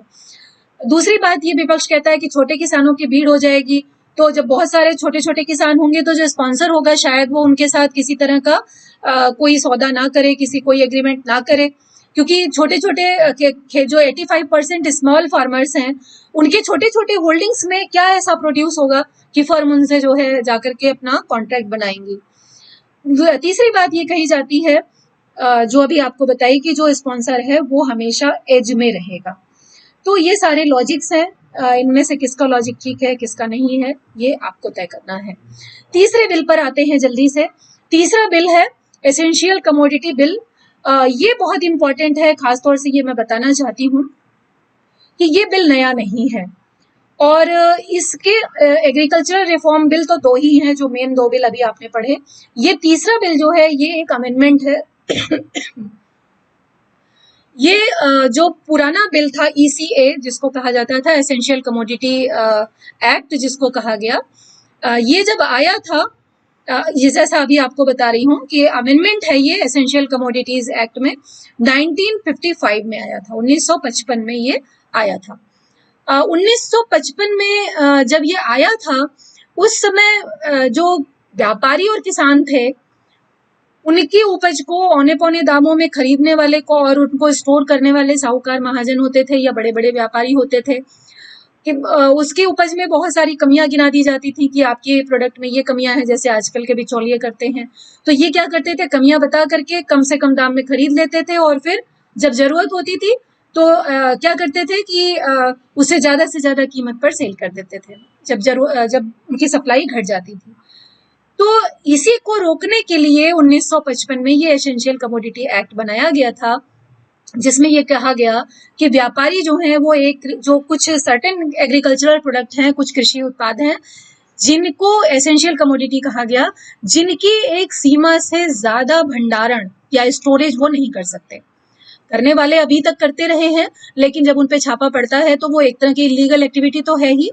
तो साहूकार और व्यापारी क्या करते थे, उसको चीजों को महंगी करने के लिए, और अभी तक करते चले आ रहे हैं, कि स्टोरेज करना शुरू कर देते हैं। तो इसको निवारण करने के लिए जो 1955 में जो ये बिल आया था, इस बिल में इसमें संशोधन किया गया है, और इसमें जो संशोधन किए गए हैं उसमें ये कहा गया है कि इसमें, हालांकि बहुत क्रिटिसाइज को किया जा रहा है और मुझे भी नहीं समझ में आया कि जो एक्चुअल लॉजिक है वो इसके पीछे क्या है। जो सरकार लॉजिक दे रही है वो तो मैं बताऊंगी, लेकिन मैं भी उससे बहुत ज्यादा सहमत नहीं हूँ। तो इसमें ये कहा गया कि जो आवश्यक सामान की सूची है उसमें से अनाज, दालें, तिलहन, ये सब एसेंशियल कमोडिटी एक्ट में सारी चीजें उसमें इंक्लूडेड थी, जिसमें अनाज था, दालें थी, तिलहन था, जो एडिबल ऑयल है वो था, प्याज, आलू जैसी सब्जियां थी, जिनके दाम ऑलरेडी स्टोर कर करके बढ़ा लिए जाते थे। तो इसको जो है इसमें लाया गया कि इन सबको उसमें से हटा दिया जाएगा, तो ये अब एसेंशियल कमोडिटी नहीं रह जाएगी, यानी इन सबको जो चाहे जितना चाहे इनको स्टोर कर सकता है। दूसरी बात इसमें जो इंक्लूड की गई और जो उसका उद्देश्य बताया गया कि इससे जब अगर ये एसेंशियल नहीं होगा तो जो स्टोरेज करने वाले हैं, वो स्टोरेज करने वाले खास तौर से जो कॉन्ट्रैक्ट फार्मिंग के थ्रू किसानों से प्रोडक्ट को खरीदेंगे, वो उनको ज्यादा से ज्यादा मूल्य दे करके उनसे इन चीजों को खरीद लेंगे, स्टोर कर लेंगे, क्योंकि किसान के पास भंडारण व्यवस्था नहीं है। जो स्टोरेज फैसिलिटी है, ये हमेशा से क्रिटिसाइज किया जाता रहा है गवर्नमेंट को 1951 से, कि इतनी योजनाएं आने के बाद भी जो स्टोरेज फैसिलिटी है, वो गोदाम जो है और जो कोल्ड स्टोरेज है वो इतने ज्यादा नहीं है कि जहां पर किसान अपने अनाज को सुरक्षित रख पाए। तो उसमें इसको इम्प्रूव करने के लिए सरकार ने ये किया कि जो इसमें किसको ले आओ, इसमें ऐसा कर दो कि इसमें प्राइवेट सेक्टर के लोग इन्वॉल्व हो जाएं और जो चाहे जितना चाहे इन सब सारी चीजों को खरीदे और स्टोर करें, और जिस समय वो खरीदेंगे तो किसानों को उनका सही मूल्य मिल जाएगा, ऐसा उसका मानना था। क्योंकि उन्होंने सोचा कि ऐसी स्थिति में क्या होगा कि जब बहुत सारे खरीदार आ जाएंगे तो कंपटीशन बढ़ेगा, प्रतियोगिता बढ़ेगी, और प्रतियोगिता बढ़ने से किसानों को उनका मूल्य है अपनी प्रोडक्ट का वो मिल सकेगा। तो बहुत सारे बेनिफिट्स भी गिनाए गए इसके। बेनिफिट क्या था कि जो निजी निवेशक हैं, जो प्राइवेट इन्वेस्टर्स हैं, वो एग्रीकल्चर सेक्टर में इसलिए नहीं आते हैं क्योंकि जो एग्रीकल्चरल बिजनेस है उसमें इसलिए नहीं आते हैं क्योंकि बहुत सारे रेगुलेटरी रिफॉर्म्स हैं, बहुत सारे इंटरफेरेंस है गवर्नमेंट का, बहुत सारे रेगुलेशंस हैं, जिसकी वजह से इसमें जो किसान है वो जो बड़े निवेशक हैं वो इसमें नहीं आ पाते। तो चूंकि गवर्नमेंट का एक मोटिव है कि एग्रीकल्चर सेक्टर में प्राइवेट इन्वेस्टर ज्यादा से ज्यादा आए, खासतौर से कॉन्ट्रैक्ट फार्मिंग में, तो इसीलिए ये एक रिफॉर्म इसमें और ऐड किया गया कि इससे जो निजी निवेशक है जब उससे रेगुलेटरी इंटरफेरेंस हट जाएगा तो वो उसमें ज्यादा से ज्यादा पार्टिसिपेट करेगा और किसानों को उससे फायदा होगा।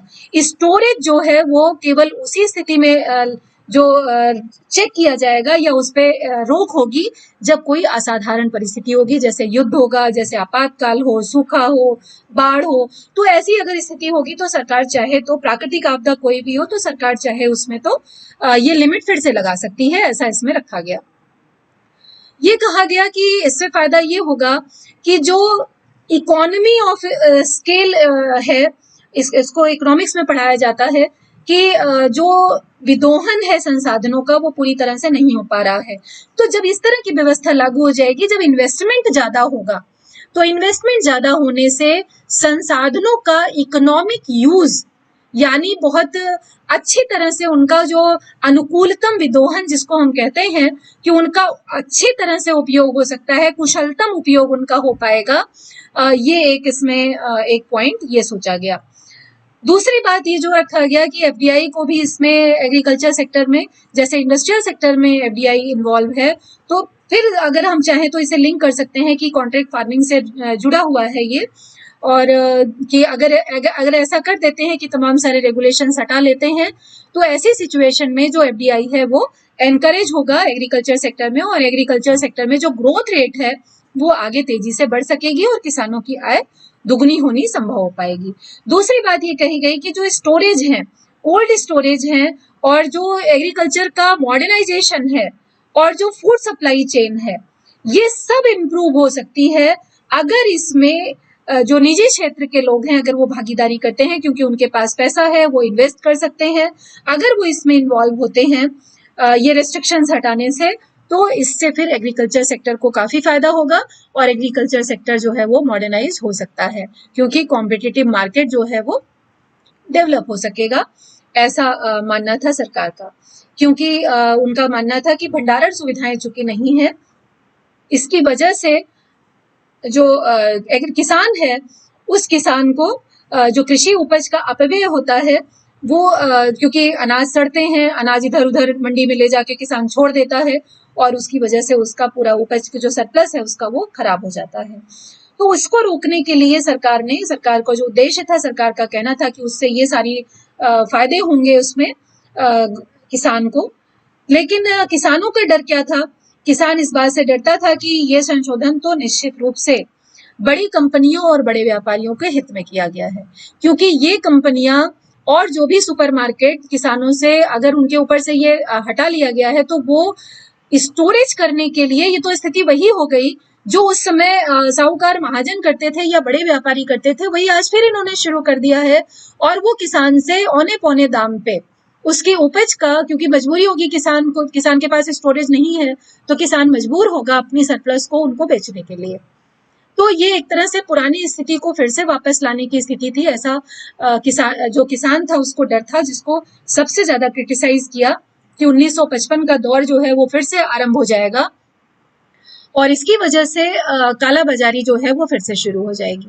इसके अलावा विपक्षी पार्टियां ये कहती थी कि इसकी वजह से जो असाधारण परिस्थितियों की बात की गई है उस समय तो ये कीमतों में इतनी तेज वृद्धि होगी, क्योंकि जब स्टोरेज कर लिया जाएगा तो हर चीज की प्राइस, जो आवश्यक चीजें हैं उनके दाम, अनाज है, दालें हैं, सबके दाम बहुत तेजी से बढ़ने शुरू हो जाएंगे।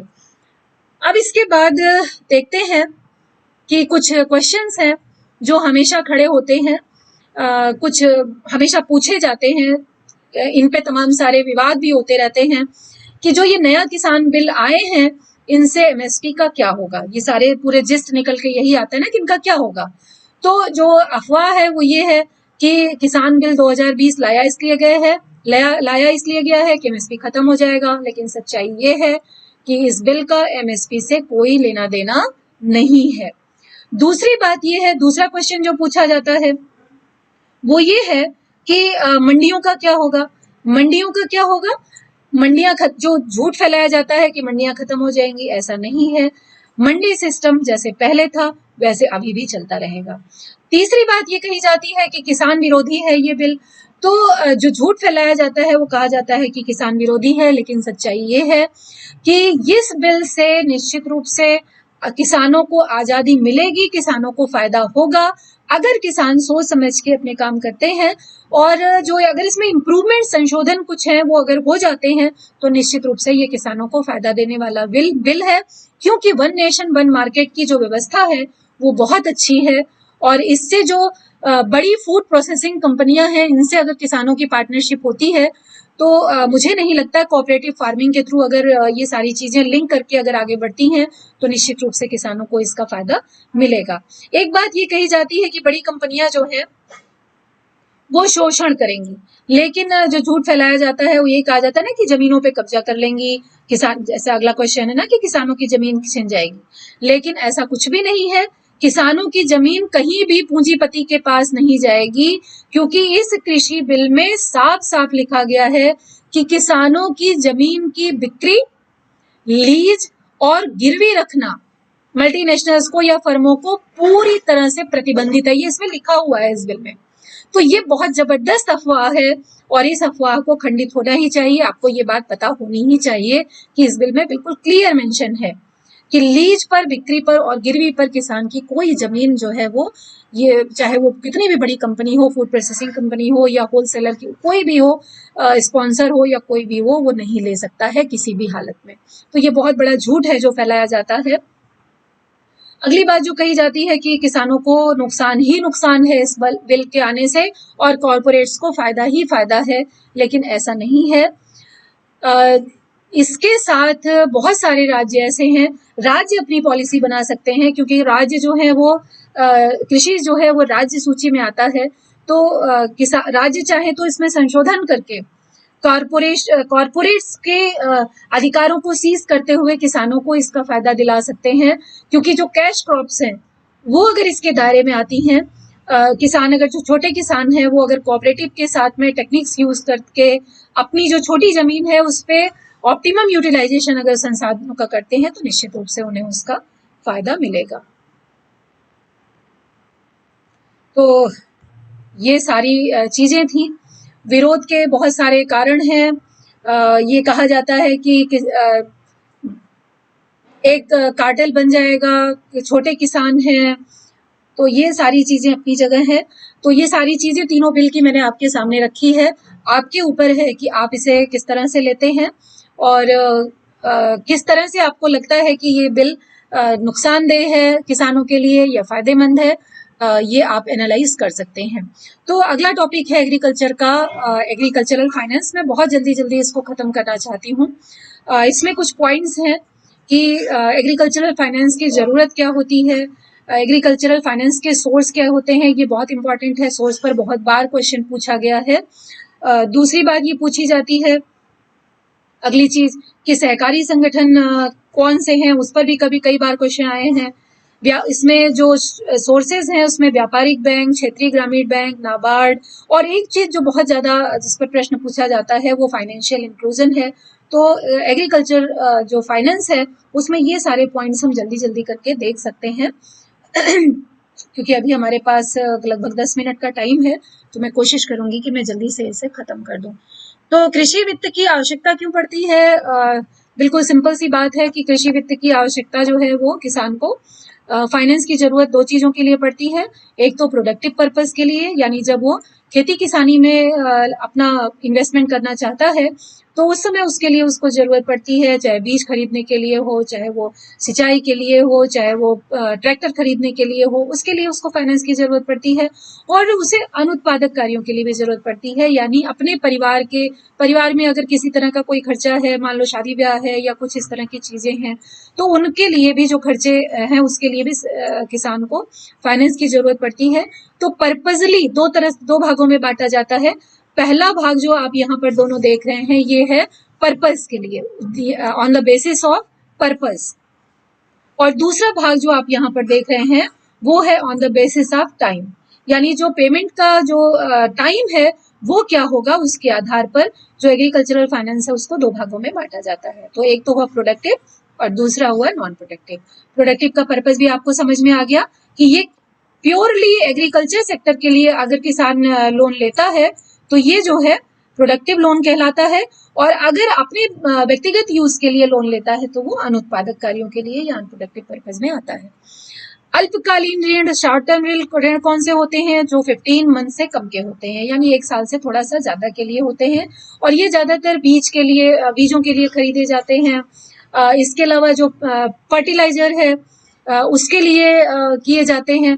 तो जो छोटे छोटे खर्चे हैं खेती में थोड़े समय के लिए उसके लिए किए जाते हैं, तो उनको अल्पकालीन ऋणों के अंतर्गत रखा जाता है। मध्यम कालीन या मीडियम टर्म के लोन जो होते हैं वो जैसे छोटे छोटे जो कृषि उपकरण हैं उनको खरीदने के लिए जब किसान लोन लेता है तो वो इसके अंतर्गत आते हैं। भूमि सुधार करने के लिए, यानी जमीन को थोड़ा अच्छा बनाने के लिए जो किसान लोन लेता है वो इसके अंतर्गत आता है। लॉन्ग टर्म में जो बड़ा, जैसा आप टाइम उसका देख रहे हैं, 15 से महीने से लेके 5 साल तक का ड्यूरेशन होता है, और जो लॉन्ग टर्म लोन है, जो दीर्घकालीन ऋण है, वो 5 साल से ज्यादा का है, जिसमें बड़े खर्चे आते हैं किसानों के। जैसे जमीन खरीदने के लिए अगर फार्मर ने लोन लिया, अगर जो पुराना ऋण है उसको चुकाने के लिए उसने लोन लिया, ट्रैक्टर खरीदने के लिए लोन लिया, जो बड़े बड़े उपकरण हैं जैसे कृषि सोलर पंप है उसको खरीदने के लिए लोन लिया, तो ये सारे ऋण जो हैं वो दीर्घकालीन ऋण के अंतर्गत आते हैं। अगला जो बहुत इंपॉर्टेंट टॉपिक है जिससे बहुत सारे क्वेश्चन पूछे जाते हैं वो ये है कि एग्रीकल्चरल फाइनेंस के सोर्सेज क्या हैं। तो यहाँ पर आप देख रहे हैं कि सोर्सेज जो है वो दो भागों में बांटे जाते हैं, इंस्टीट्यूशनल एंड नॉन इंस्टीट्यूशनल। संस्थागत सोर्सेज वो कहलाते हैं जो रजिस्टर्ड होते हैं, है ना, जिनका एक पूरा ऑर्गेनाइजेशन होता है, तो उनको हम इंस्टीट्यूशनल कहते हैं। और नॉन इंस्टीट्यूशनल वो होते हैं जो कहीं जनरली रजिस्टर्ड नहीं होते और इनका कोई ऑर्गेनाइजेशन नहीं होता है। तो यहाँ पर आप देख रहे हैं कि इसमें संस्थागत में आते हैं सहकारी बैंक, व्यापारिक बैंक, क्षेत्रीय ग्रामीण बैंक, राज्य सरकारें भी लोन देती हैं किसानों को। गैर संस्थागत में बहुत अच्छी तरह से हम जानते हैं कि मनी लेंडर्स आते हैं, रिलेटिव और फ्रेंड से अगर किसान लोन लेता है तो वो उसके अंतर्गत आते हैं, व्यापारी है, लैंडलॉर्ड है, और यहाँ पर ये आढ़तिये है। अगर आढ़तियों से लोन लेते हैं, कमीशन एजेंट जो हैं उनसे लोन लेता है किसान, तो वो इसके अंतर्गत आते हैं। तो अब हम एक एक करके देखते हैं कि इसमें क्या है ये सारे।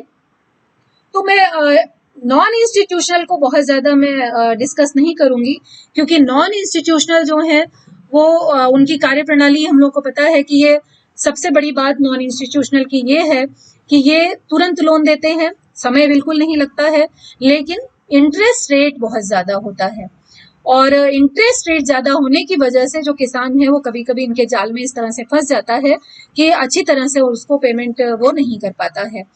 तो मैं सीधे सीधे इंस्टीट्यूशनल फाइनेंस पे आऊंगी, जिसमें सबसे पहला आप देख रहे हैं कि सहकारी समितियां हैं। सहकारी समितियां या कोऑपरेटिव सोसाइटीज ये बहुत इंपॉर्टेंट हैं। इनको जो लोन है उसके टेन्योर के बेसिस पे दो भागों में बांटा जाता है, शॉर्ट टर्म के लिए और मीडियम टर्म के लिए। प्रारंभिक कृषि ऋण समितियां हैं, यानी जो प्राइमरी एग्रीकल्चरल क्रेडिट सोसाइटीज हैं वो ऋण देती हैं, और ये वास्तव में स्वतंत्रता के बाद से सबसे प्रमुख स्रोत हैं। ये आजादी के बाद से बहुत एक मेजर सोर्स की तरह ये डेवलप हुई हैं, और भूमि विकास बैंक है जो दीर्घकालीन या लॉन्ग टर्म लोन देने का काम ये करता है। तो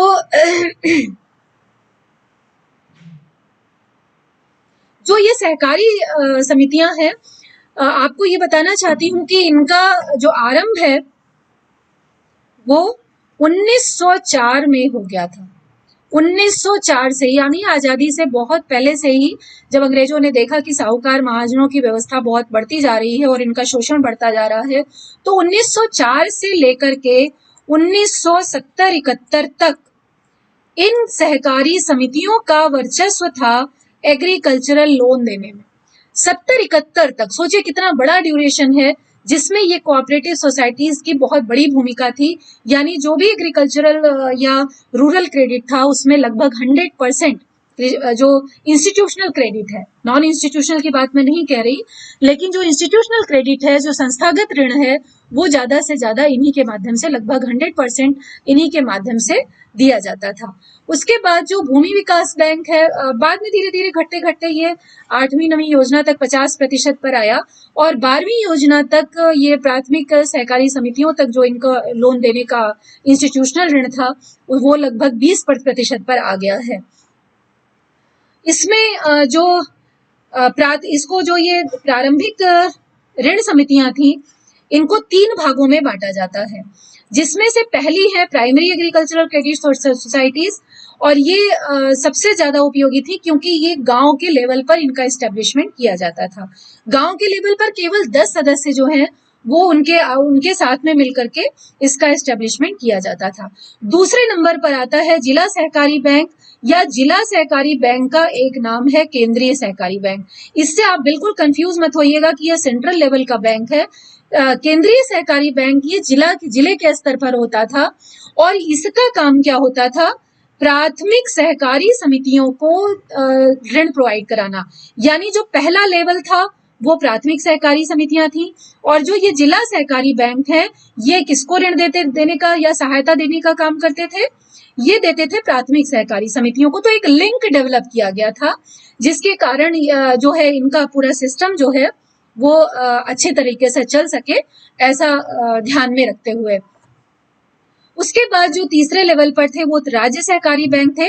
ये जो राज्य सहकारी बैंक थे ये एक लिंक ये डेवलप किया गया कि ये किसको सहायता देते थे, डिस्ट्रिक्ट कोऑपरेटिव बैंक को। तो प्राइमरी स्टेट से जाता था डिस्ट्रिक्ट को और डिस्ट्रिक्ट से जाता था प्राइमरी को। तो ये गांव लेवल पर और ये जिले के लेवल पर और ये राज्य के लेवल पर, तो इस तरह की ये व्यवस्था बनाई गई थी। इसके बाद दूसरे थे भूमि विकास बैंक। भूमि विकास बैंक की भूमिका भी बहुत इंपॉर्टेंट थी। इन्हें भूमि बंधन बैंक भी कहा जाता था। भूमि बंधन बैंक या लैंड डेवलपमेंट बैंक जो है ये क्या करते थे, सहकारी समितियों को दीर्घकालीन ऋण देने की एकमात्र संस्था थे। तो सहकारी समितियां निर्भर किस पर करती थी, भूमि विकास बैंक पर भी। जब दीर्घकालीन ऋण लेना होता था तो ये मॉर्गेज रख के, यानी बंधक रख के, जो संपत्ति को बंधक रख के और ऋण देने का काम ये करते थे। तो भूमि विकास बैंक की बड़ी भूमिका थी इसमें। मैं बहुत डिटेल में नहीं जाऊंगी क्योंकि बहुत डिटेल में इस पर प्रश्न भी नहीं आता है, बस इनके लिंक ध्यान में रखिएगा। उसके बाद फिर क्षेत्रीय ग्रामीण बैंक आते हैं। क्षेत्रीय अग्रणी बैंक योजना ले लेते हैं। भारतीय स्टेट बैंक ने तो बहुत ही हेल्प की है किसानों को ऋण में, क्योंकि कृषि वित्त का एक प्रमुख स्रोत बनकर व्यापारिक बैंकों पे, जहां पर एक ये रखा हो गया है कि व्यापारिक सबसे बड़ा इस समय जो रूरल क्रेडिट का सोर्स है, संस्थागत स्रोत, इंस्टीट्यूशनल सोर्स, वो व्यापारिक बैंक है। लगभग 65% ऋण, संस्थागत ऋण का जो इंस्टीट्यूशनल क्रेडिट है वो व्यापारिक बैंक दे रहे हैं, और उसमें से भी जो स्टेट बैंक ऑफ इंडिया है इसका बहुत बड़ा योगदान है, और ये उसका लगभग 65% या 62 से 65% ये एसबीआई अकेले दे रहा है। तो उसके बाद एक लीड बैंक योजना चलाई गई, और ये भारत सरकार की योजना थी, जिसमें इन्होंने क्या किया कि व्यापारिक, ये सारी सब व्यापारिक बैंकों से जुड़ी हुई चीजें हैं इसलिए इसको एक साथ मैंने रखा है, कि लीड बैंक योजना में राष्ट्रीयकृत जो नेशनलाइज्ड बैंक थे उनको इस बात के लिए प्रमोट करने के लिए कि वो ज्यादा से ज्यादा लोन दें।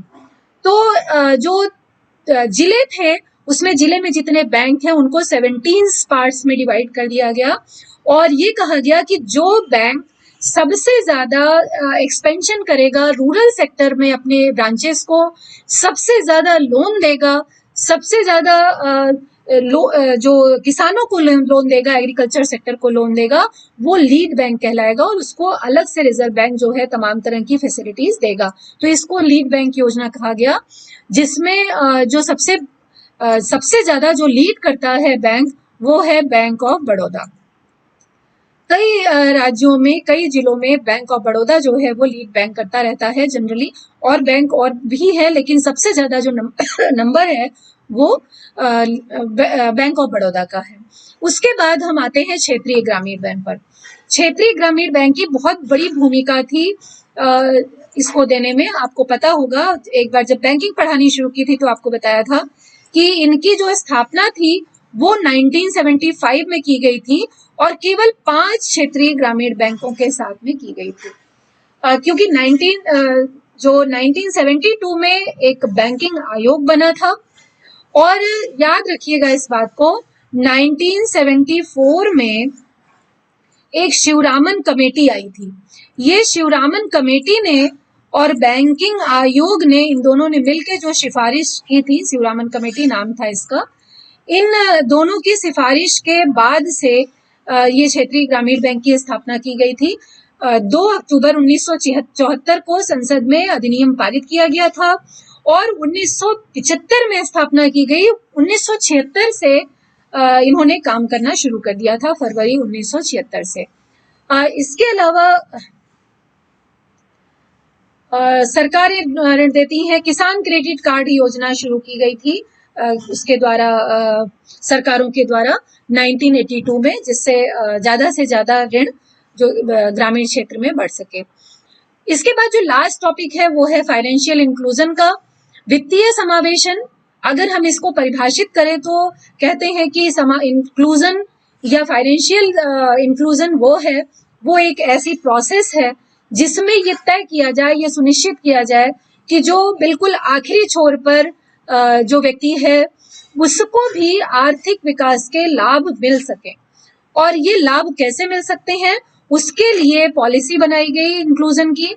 और ये जो पॉलिसी बनाई गई थी, ये पॉलिसी आज की नहीं है, बहुत पहले से ये पॉलिसी बनाई गई थी। और इसमें ये बात की गई कि जो ज्यादा से ज्यादा लोग हैं वो इसमें इंक्लूड हो सके, ज्यादा से ज्यादा लोगों को इसका लाभ मिल सके। तो इसके लिए सबसे इम्पोर्टेंट जो योजना चलाई गई उसको कहा जाता है जनधन आधार मोबाइल त्रयी, है ना। इसमें जैम त्रयी इसका नाम लिखा जाता है, जैम त्रयी, जैम ट्रियो।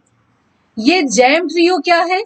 जे से बनता है जनधन, जनधन योजना का मतलब हुआ, ए का मतलब है आधार यानी आधार से लिंक करना, और एम यानी मोबाइल बैंकिंग। तो इन तीनों को लागू करते हुए सरकार ने पूरी कोशिश ये की कि इससे फाइनेंशियल इंक्लूजन के जो इनिशिएटिव्स हैं और जो उसके उद्देश्य हैं वो पूरा हो सके। और निश्चित रूप से इसका लाभ मिला। जो डेटा है वो बताते हैं रिजर्व बैंक के कि इससे ग्रामीण और अर्ध शहरी क्षेत्रों में बहुत तेजी से फाइनेंशियल सर्विसेज का विस्तार हुआ, बहुत अधिक मात्रा में खाते खुले, जो डिजिटल पेमेंट है वो बहुत तेजी से बढ़ा, और डिजिटल पेमेंट के साथ साथ जो फाइनेंशियल लिटरेसी है, यानी कैसे खाते मैनेज किए जाएं, कैसे मोबाइल से पेमेंट किया जाए, तमाम सारे ऐप डेवलप हुए, आधार सब सारे खातों से लिंक किया गया, ये सारी चीजें इसमें इसके अंतर्गत इंक्लूड की गई। और इस पॉलिसी के अंतर्गत जो चीज लाई गई थी उसमें सबसे पहला था कि बैंकिंग नेटवर्क जो है वो एक्सपेंड किया जाए, जो कोऑपरेटिव सेक्टर है, जो कोऑपरेटिव बैंकिंग है, उसको पुनर्जीवित किया जाए, रिवाइटलाइज किया जाए, पुनर्जीवित किया जाए। साथ में खास तौर से माइक्रो फाइनेंस इंस्टीट्यूशन को भी बढ़ाया दिया जाए, छोटे छोटे जैसे पेमेंट बैंक लाया गया, स्मॉल बैंक लाया गया, तो ये सारे भी इसी के अंतर्गत रखे गए, फाइनेंशियल इंक्लूजन के अंतर्गत। और एक और चीज डेवलप की गई इसमें कि सेल्फ हेल्प ग्रुप जो हैं वो बैंक से लिंक हो सके। तो bank linkages programme with self help group, जिसको SHGBLP लिंकेज कहा गया, वो इसमें इंक्लूड करने की कोशिश की गई। साथ ही इसमें आप जो देख रहे हैं कि प्रधानमंत्री मुद्रा योजना, स्टैंड अप इंडिया योजना, प्रधानमंत्री जीवन ज्योति बीमा योजना, सुरक्षा बीमा योजना, अटल पेंशन योजना, ये सारी की सारी योजनाएं लाई गई किसके लिए? इंक्लूजन के लिए, फाइनेंशियल इंक्लूजन के लिए। इससे फायदे क्या हैं? इससे फायदे ये हैं कि 80% खाते 80% जो डेटा कहता है कि जो एडल्ट्स हैं 80% एडल्ट ऐसे हैं जिनके पास अब अपना एक खाता है, और जो उनकी इकोनॉमिक एक्टिविटीज में उनका एक पार्टिसिपेशन है, क्योंकि खाता है तो पेमेंट सारे के सारे खातों में जाना आसान हो गया। पूंजी कैपिटल फॉर्मेशन रेट बढ़ेगी, क्योंकि बैंक खातों में जब पैसा आएगा तो उसकी वजह से जो कैपिटल फॉर्मेशन है उसकी रेट बढ़ी, ऐसा डेटा कहता है। जो प्राइवेट फाइनेंशियल इंस्टीट्यूशन है उनकी भागीदारी बढ़ी। जो कल्याणकारी कार्यक्रमों में हेरफेर होती थी, यानी पैसा बीच में बिचौलिए खा जाते थे, उस पर रोक लगी, क्योंकि अब पैसा जो है वो तमाम तरह की सब्सिडी का या तमाम तरह की जो ट्रांसफर्स हैं जो गवर्नमेंट करती है वो सीधे खातों में होने शुरू गए, चाहे वो उज्ज्वला योजना हो, चाहे गैस सब्सिडी हो, चाहे फर्टिलाइजर सब्सिडी हो, ये सब के सब उसमें जुड़ गई। लेकिन समस्याएं भी साथ में बहुत सारी हैं, जिसमें ये कहा गया कि अभी इतना बड़ा इंफ्रास्ट्रक्चर भारत के पास नहीं है। दूसरी बात ये है कि ग्रामीण क्षेत्रों में इंटरनेट कनेक्टिविटी जो है वो बहुत खराब है, और उसके अलावा बहुत सारे सोशल कल्चरल बैरियर्स उत्पन्न होने शुरू हो गए। और दूसरी बात ये है कि जो प्राइवेट मार्केट प्लेयर्स हैं वो बहुत ज्यादा, यानी प्रोडक्ट जो पेमेंट मोड है उसको डेवलप करने के लिए अभी भी बहुत सारे निजी संस्थान इसमें हिस्सा नहीं ले रहे हैं। चैलेंजेस क्या है कि अभी भी जो है बैंकों की पहुंच सब तक नहीं है, डिजिटली डिवाइड है, बहुत लोगों को बहुत कुछ आता है, बहुत लोगों को बहुत बिल्कुल नहीं आता है डिजिटल पेमेंट करना। और जनधन योजना के अंतर्गत बहुत सारे खाते ऐसे खुल गए जो इनएक्टिव हैं, अभी भी जिनमें कोई लेन देन नहीं होता है। तो ये भी डेटा बताता है कि इससे देश का कितना फायदा और नुकसान हुआ। दूसरे, इनफॉर्मल और कैश बेस्ड इकोनॉमी जो है वो डेवलप हो गई, और जेंडर गैप भी इसमें इंक्लूजन में काफी रहा, क्योंकि महिलाएं जो हैं उनकी भागीदारी डेटा बताता है कि उतनी नहीं है जितना सरकार ने सोचा था कि जनसंख्या अगर 50% है तो फाइनेंशियल इंक्लूजन भी जो है वो होना चाहिए, फाइनेंशियल इंक्लूजन भी 50% होना चाहिए, जो नहीं हुआ। तो समय काफी हो गया है और आज मैं अपना लेक्चर यहीं पर खत्म करती हूँ।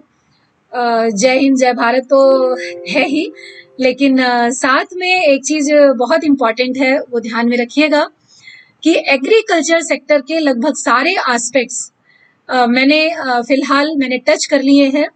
केवल एग्रीकल्चरल मार्केटिंग और agricultural price policy plus agriculture sector में जो योजनाएं हैं वो रह गई हैं, जिनको कल मैं आप लोगों के साथ डिस्कस करूंगी, और उसके बाद मैं औद्योगिक क्षेत्र या औद्योगिक सेक्टर शुरू करूंगी, औद्योगिक क्षेत्र शुरू करूंगी, इंडस्ट्रियल सेक्टर शुरू करूंगी, कि इंडस्ट्रियल सेक्टर में योजना के बाद से, और जैसे पूरा अभी आपके साथ डिस्कस किया एग्रीकल्चर सेक्टर, उसी तरह से कि इंडस्ट्रियल सेक्टर का विकास किस तरह से हुआ पूरे योजना काल में और स्वतंत्रता के बाद में, हमने कहाँ से शुरू किया था और हम कहाँ पर पहुंच गए हैं। तो जय हिंद जय भारत, अपना ध्यान रखिए, सुरक्षित रहिए और इकोनॉमिक्स समझते रहिए। अगर कुछ समझ में नहीं आता है तो पूछते रहिए। इसके साथ कल मिलते हैं। Thank you so much. जय हिंद बच्चों।